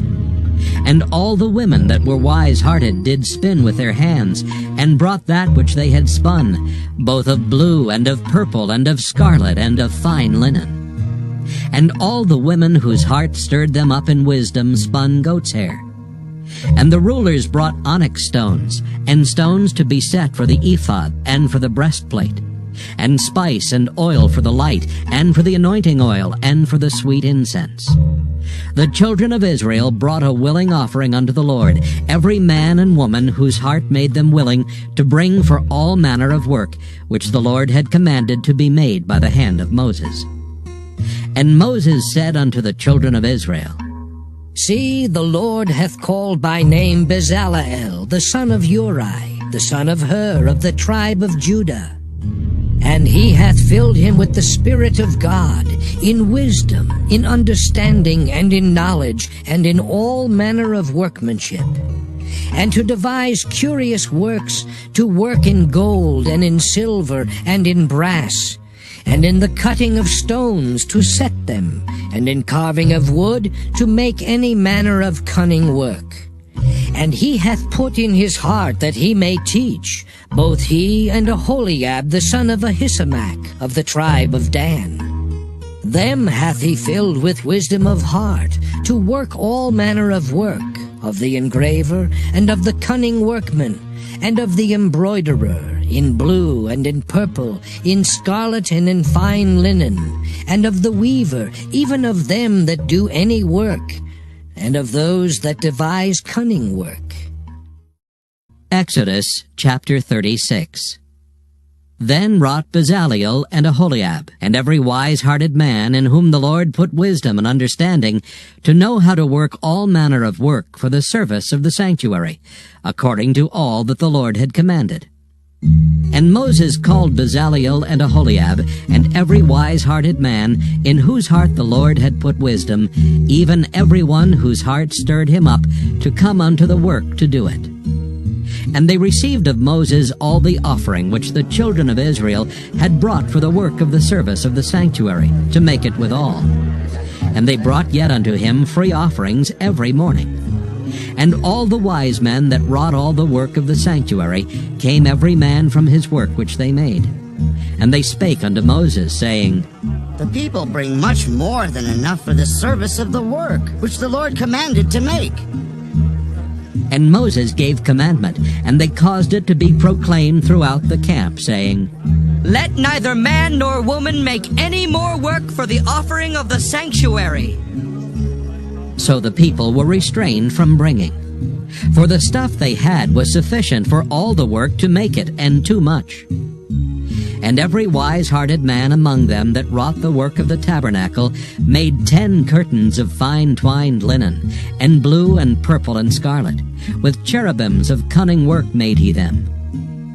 The length of one curtain was 28 cubits, and the breadth of one curtain 4 cubits. The curtains were all of one size. And he coupled the 5 curtains one unto another, and the other 5 curtains he coupled one unto another. And he made loops of blue on the edge of one curtain from the selvage in the coupling. Likewise, he made in the uttermost side of another curtain in the coupling of the second. 50 loops made he in one curtain, and 50 loops made he in the edge of the curtain which was in the coupling of the second. The loops held one curtain to another. And he made 50 taches of gold, and coupled the curtains one unto another with the taches. So it became one tabernacle. And he made curtains of goat's hair for the tent over the tabernacle. 11 curtains he made them. The length of one curtain was 30 cubits, and 4 cubits was the breadth of one curtain. The 11 curtains were of one size. And he coupled 5 curtains by themselves, and 6 curtains by themselves. And he made 50 loops upon the uttermost edge of the curtain in the coupling, and 50 loops made he upon the edge of the curtain which coupleth the second. And he made 50 taches of brass to couple the tent together, that it might be one. And he made a covering for the tent of ram skins dyed red, and a covering of badger skins above that. And he made boards for the tabernacle of shittim wood standing up. The length of a board was 10 cubits, and the breadth of a board 1 cubit and a half. One board had 2 tenons, equally distant from one another. Thus did he make for all the boards of the tabernacle. And he made boards for the tabernacle, 20 boards for the south side southward. And 40 sockets of silver he made under the 20 boards, 2 sockets under one board for his 2 tenons, and 2 sockets under another board for his 2 tenons. And for the other side of the tabernacle, which is toward the north corner, he made 20 boards, and there 40 sockets of silver, 2 sockets under one board, and 2 sockets under another board. And for the sides of the tabernacle westward, he made 6 boards, and 2 boards made he for the corners of the tabernacle in the 2 sides. And they were coupled beneath and coupled together at the head thereof to one ring. Thus he did to both of them in both the corners. And there were 8 boards, and their sockets were 16 sockets of silver, under every board 2 sockets. And he made bars of shittim wood, 5 for the boards of the one side of the tabernacle, and 5 bars for the boards of the other side of the tabernacle, and 5 bars for the boards of the tabernacle for the sides westward. And he made the middle bar to shoot through the boards from the one end to the other. And he overlaid the boards with gold, and made their rings of gold to be places for the bars, and overlaid the bars with gold. And he made a veil of blue and purple and scarlet and fine twined linen. With cherubims made he it of cunning work. And he made thereunto 4 pillars of shittim wood, and overlaid them with gold. Their hooks were of gold, and he cast for them 4 sockets of silver. And he made an hanging for the tabernacle door of blue and purple and scarlet, and fine twined linen of needlework. And the 5 pillars of it with their hooks, and he overlaid their chapiters and their fillets with gold. But their 5 sockets were of brass. Exodus chapter 37. And Bezalel made the ark of shittim wood. 2 cubits and a half was the length of it, and 1 cubit and a half the breadth of it, and 1 cubit and a half the height of it. And he overlaid it with pure gold within and without, and made a crown of gold to it round about.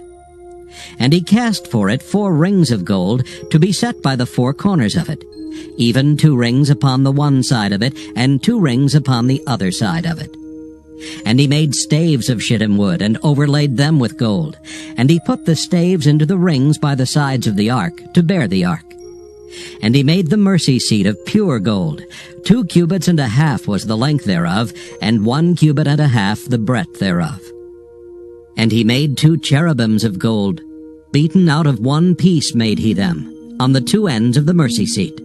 1 cherub on the end on this side, and another cherub on the other end on that side. Out of the mercy seat made he the cherubims on the 2 ends thereof. And the cherubims spread out their wings on high, and covered with their wings over the mercy seat, with their faces one to another. Even to the mercy seatward were the faces of the cherubims. And he made the table of shittim wood. 2 cubits was the length thereof, and a cubit the breadth thereof, and a cubit and a half the height thereof. And he overlaid it with pure gold, and made thereunto a crown of gold round about. Also he made thereunto a border of an handbreadth round about, and made a crown of gold for the border thereof round about. And he cast for it 4 rings of gold, and put the rings upon the 4 corners that were in the 4 feet thereof. Over against the border were the rings, the places for the staves to bear the table. And he made the staves of shittim wood, and overlaid them with gold to bear the table. And he made the vessels which were upon the table, his dishes and his spoons and his bowls, and his covers to cover withal of pure gold. And he made the candlestick of pure gold. Of beaten work made he the candlestick. His shaft and his branch, his bowls, his knops and his flowers were of the same. And 6 branches going out of the sides thereof. 3 branches of the candlestick out of the one side thereof, and 3 branches of the candlestick out of the other side thereof. 3 bowls made after the fashion of almonds in one branch, a knop and a flower. And 3 bowls made like almonds in another branch, a knop and a flower. So throughout the 6 branches going out of the candlestick. And in the candlestick were 4 bowls made like almonds, his knops and his flowers. And a knop under 2 branches of the same, and a knop under 2 branches of the same, and a knop under 2 branches of the same, according to the 6 branches going out of it. Their knops and their branches were of the same, all of it was one beaten work of pure gold. And he made his 7 lamps, and his snuffers, and his snuff dishes of pure gold. Of a talent of pure gold made he it, and all the vessels thereof. And he made the incense altar of shittim wood. The length of it was a cubit, and the breadth of it a cubit. It was 4 square, and 2 cubits was the height of it. The horns thereof were of the same. And he overlaid it with pure gold, both the top of it and the sides thereof round about, and the horns of it. Also he made unto it a crown of gold round about. And he made 2 rings of gold for it under the crown thereof, by the 2 corners of it, upon the 2 sides thereof, to be places for the staves to bear it withal. And he made the staves of shittim wood, and overlaid them with gold. And he made the holy anointing oil, and the pure incense of sweet spices, according to the work of the apothecary. Exodus chapter 38. And he made the altar of burnt offering of shittim wood. 5 cubits was the length thereof, and 5 cubits the breadth thereof. It was 4 square, and 3 cubits the height thereof. And he made the horns thereof on the 4 corners of it. The horns thereof were of the same, and he overlaid it with brass. And he made all the vessels of the altar, the pots and the shovels and the basins and the flesh hooks and the fire pans. All the vessels thereof made he of brass. And he made for the altar a brazen grate of network under the compass thereof, beneath unto the midst of it. And he cast 4 rings for the 4 ends of the grate of brass, to be places for the staves. And he made the staves of shittim wood, and overlaid them with brass. And he put the staves into the rings on the sides of the altar, to bear it withal. He made the altar hollow with boards. And he made the laver of brass, and the foot of it of brass, of the looking glasses of the women assembling, which assembled at the door of the tabernacle of the congregation. And he made the court. On the south side southward, the hangings of the court were of fine twined linen, 100 cubits. Their pillars were 20, and their brazen sockets 20. The hooks of the pillars and their fillets were of silver. And for the north side, the hangings were 100 cubits. Their pillars were 20, and their sockets of brass 20. The hooks of the pillars and their fillets of silver. And for the west side were hangings of 50 cubits. Their pillars 10, and their sockets 10. The hooks of the pillars and their fillets of silver. And for the east side eastward 50 cubits. The hangings of the one side of the gate were 15 cubits, their pillars 3, and their sockets 3. And for the other side of the court gate, on this hand and that hand, were hangings of 15 cubits, their pillars 3, and their sockets 3. All the hangings of the court round about were of fine twined linen. And the sockets for the pillars were of brass, the hooks of the pillars and their fillets of silver, and the overlaying of their chapiters of silver. and all the pillars of the court were filleted with silver. And the hanging for the gate of the court was needlework of blue and purple and scarlet and fine twined linen, and 20 cubits was the length, and the height and the breadth was 5 cubits, answerable to the hangings of the court. And their pillars were 4, and their sockets of brass 4, their hooks of silver, and the overlaying of their chapiters, and their fillets of silver. And all the pins of the tabernacle and of the court round about were of brass. This is the sum of the tabernacle, even of the tabernacle of testimony, as it was counted, according to the commandment of Moses, for the service of the Levites, by the hand of Ithamar, son to Aaron the priest. And Bezalel, the son of Uri, the son of Hur, of the tribe of Judah, made all that the Lord commanded Moses. And with him was Aholiab, son of Ahisamach, of the tribe of Dan, an engraver, and a cunning workman, and an embroiderer in blue and in purple and in scarlet and fine linen. All the gold that was occupied for the work and all the work of the holy place, even the gold of the offering, was 29 talents and 730 shekels, after the shekel of the sanctuary. And the silver of them that were numbered of the congregation was 100 talents, and 1,760 shekels, after the shekel of the sanctuary. A beka for every man, that is, half a shekel, after the shekel of the sanctuary, for every one that went to be numbered, from 20 years old and upward, for 600,000 and 3,550 men. And of the 100 talents of silver were cast the sockets of the sanctuary, and the sockets of the veil, 100 sockets of the 100 talents, a talent for a socket. And of the 1,775 shekels, he made hooks for the pillars, and overlaid their chapiters, and filleted them. And the brass of the offering was 70 talents, and 2,400 shekels.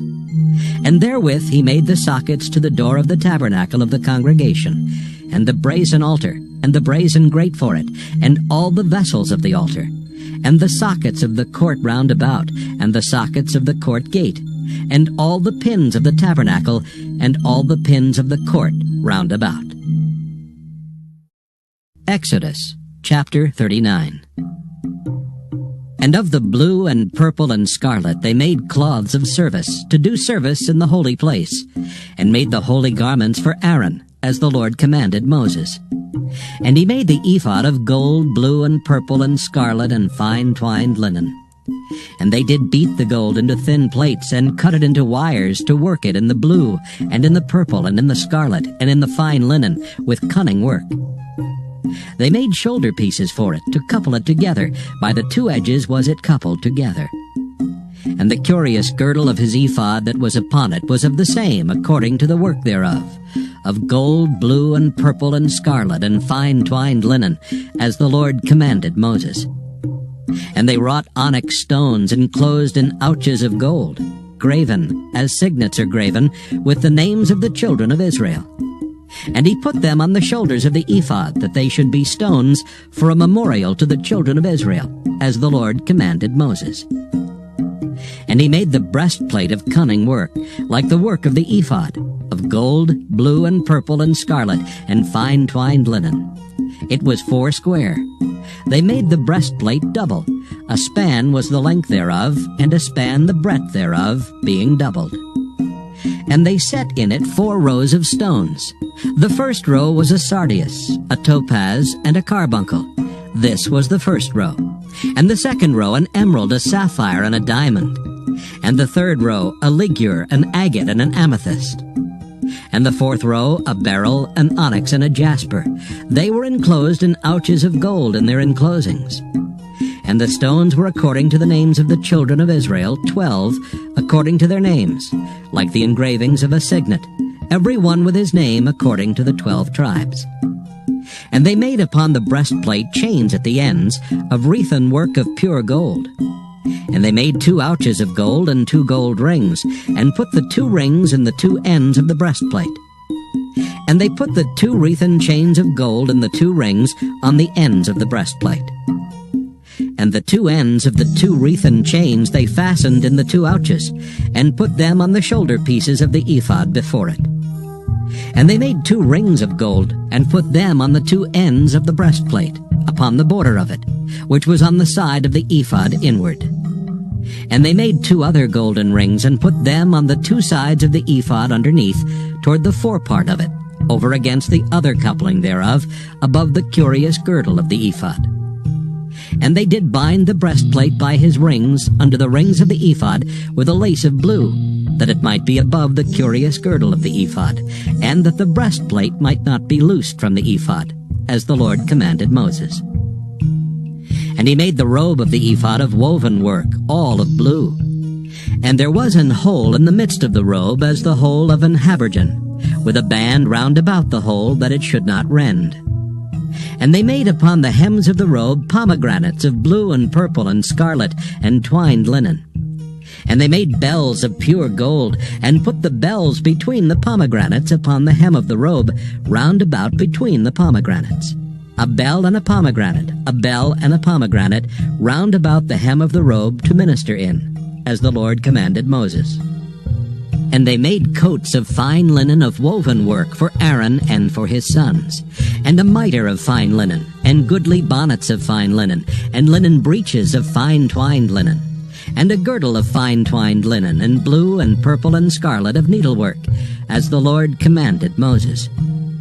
And they made the plate of the holy crown of pure gold, and wrote upon it a writing, like to the engravings of a signet, Holiness to the Lord. And they tied unto it a lace of blue to fasten it on high upon the mitre, as the Lord commanded Moses. Thus was all the work of the tabernacle of the tent of the congregation finished. And the children of Israel did according to all that the Lord commanded Moses, so did they. And they brought the tabernacle unto Moses, the tent and all his furniture, his taches, his boards, his bars, and his pillars, and his sockets. And the covering of ram skins dyed red, and the covering of badger skins, and the veil of the covering, the ark of the testimony, and the staves thereof, and the mercy seat, the table and all the vessels thereof, and the showbread, the pure candlestick, with the lamps thereof, even with the lamps to be set in order, and all the vessels thereof, and the oil for light, and the golden altar, and the anointing oil, and the sweet incense, and the hanging for the tabernacle door, the brazen altar and his grate of brass, his staves and all his vessels, the laver and his foot, the hangings of the court, his pillars and his sockets, and the hanging for the court gate, his cords and his pins, and all the vessels of the service of the tabernacle for the tent of the congregation, the cloths of service to do service in the holy place, and the holy garments for Aaron the priest, and his sons' garments, to minister in the priest's office. According to all that the Lord commanded Moses, so the children of Israel made all the work. And Moses did look upon all the work, and behold, they had done it as the Lord had commanded, even so had they done it. And Moses blessed them. Exodus chapter 40. And the Lord spake unto Moses, saying, On the 1st day of the 1st month shalt thou set up the tabernacle of the tent of the congregation. And thou shalt put therein the ark of the testimony, and cover the ark with the veil. And thou shalt bring in the table, and set in order the things that are to be set in order upon it. And thou shalt bring in the candlestick, and light the lamps thereof. And thou shalt set the altar of gold for the incense before the ark of the testimony, and put the hanging of the door to the tabernacle. And thou shalt set the altar of the burnt offering before the door of the tabernacle of the tent of the congregation. And thou shalt set the laver between the tent of the congregation and the altar, and shalt put water therein. And thou shalt set up the court round about, and hang up the hanging at the court gate. And thou shalt take the anointing oil, and anoint the tabernacle and all that is therein, and shalt hallow it and all the vessels thereof, and it shall be holy. And thou shalt anoint the altar of the burnt offering, and all his vessels, and sanctify the altar, and it shall be an altar most holy. And thou shalt anoint the laver and his foot, and sanctify it. And thou shalt bring Aaron and his sons unto the door of the tabernacle of the congregation, and wash them with water. And thou shalt put upon Aaron the holy garments, and anoint him, and sanctify him, that he may minister unto me in the priest's office. And thou shalt bring his sons, and clothe them with coats. And thou shalt anoint them as thou didst anoint their father, that they may minister unto me in the priest's office. For their anointing shall surely be an everlasting priesthood throughout their generations. Thus did Moses, according to all that the Lord commanded him, so did he. And it came to pass in the 1st month in the 2nd year, on the 1st day of the month, that the tabernacle was reared up. And Moses reared up the tabernacle, and fastened his sockets, and set up the boards thereof, and put in the bars thereof, and reared up his pillars. And he spread abroad the tent over the tabernacle, and put the covering of the tent above upon it, as the Lord commanded Moses. And he took and put the testimony into the ark, and set the staves on the ark, and put the mercy seat above upon the ark.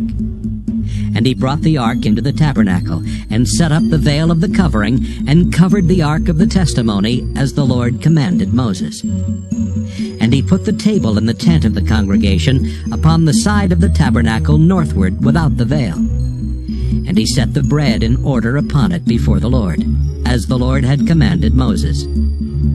And he put the candlestick in the tent of the congregation over against the table on the side of the tabernacle southward. And he lighted the lamps before the Lord, as the Lord commanded Moses. And he put the golden altar in the tent of the congregation before the veil. And he burnt sweet incense thereon, as the Lord commanded Moses. And he set up the hanging at the door of the tabernacle. And he put the altar of burnt offering by the door of the tabernacle of the tent of the congregation, and offered upon it the burnt offering and the meat offering, as the Lord commanded Moses. And he set the laver between the tent of the congregation and the altar, and put water there to wash withal. And Moses and Aaron and his sons washed their hands and their feet thereat. When they went into the tent of the congregation, and when they came near unto the altar, they washed, as the Lord commanded Moses. And he reared up the court round about the tabernacle and the altar, and set up the hanging of the court gate. So Moses finished the work. Then a cloud covered the tent of the congregation, and the glory of the Lord filled the tabernacle. And Moses was not able to enter into the tent of the congregation, because the cloud abode thereon, and the glory of the Lord filled the tabernacle. And when the cloud was taken up from over the tabernacle, the children of Israel went onward in all their journeys. But if the cloud were not taken up, then they journeyed not till the day that it was taken up. For the cloud of the Lord was upon the tabernacle by day, and fire was on it by night, in the sight of all the house of Israel, throughout all their journeys.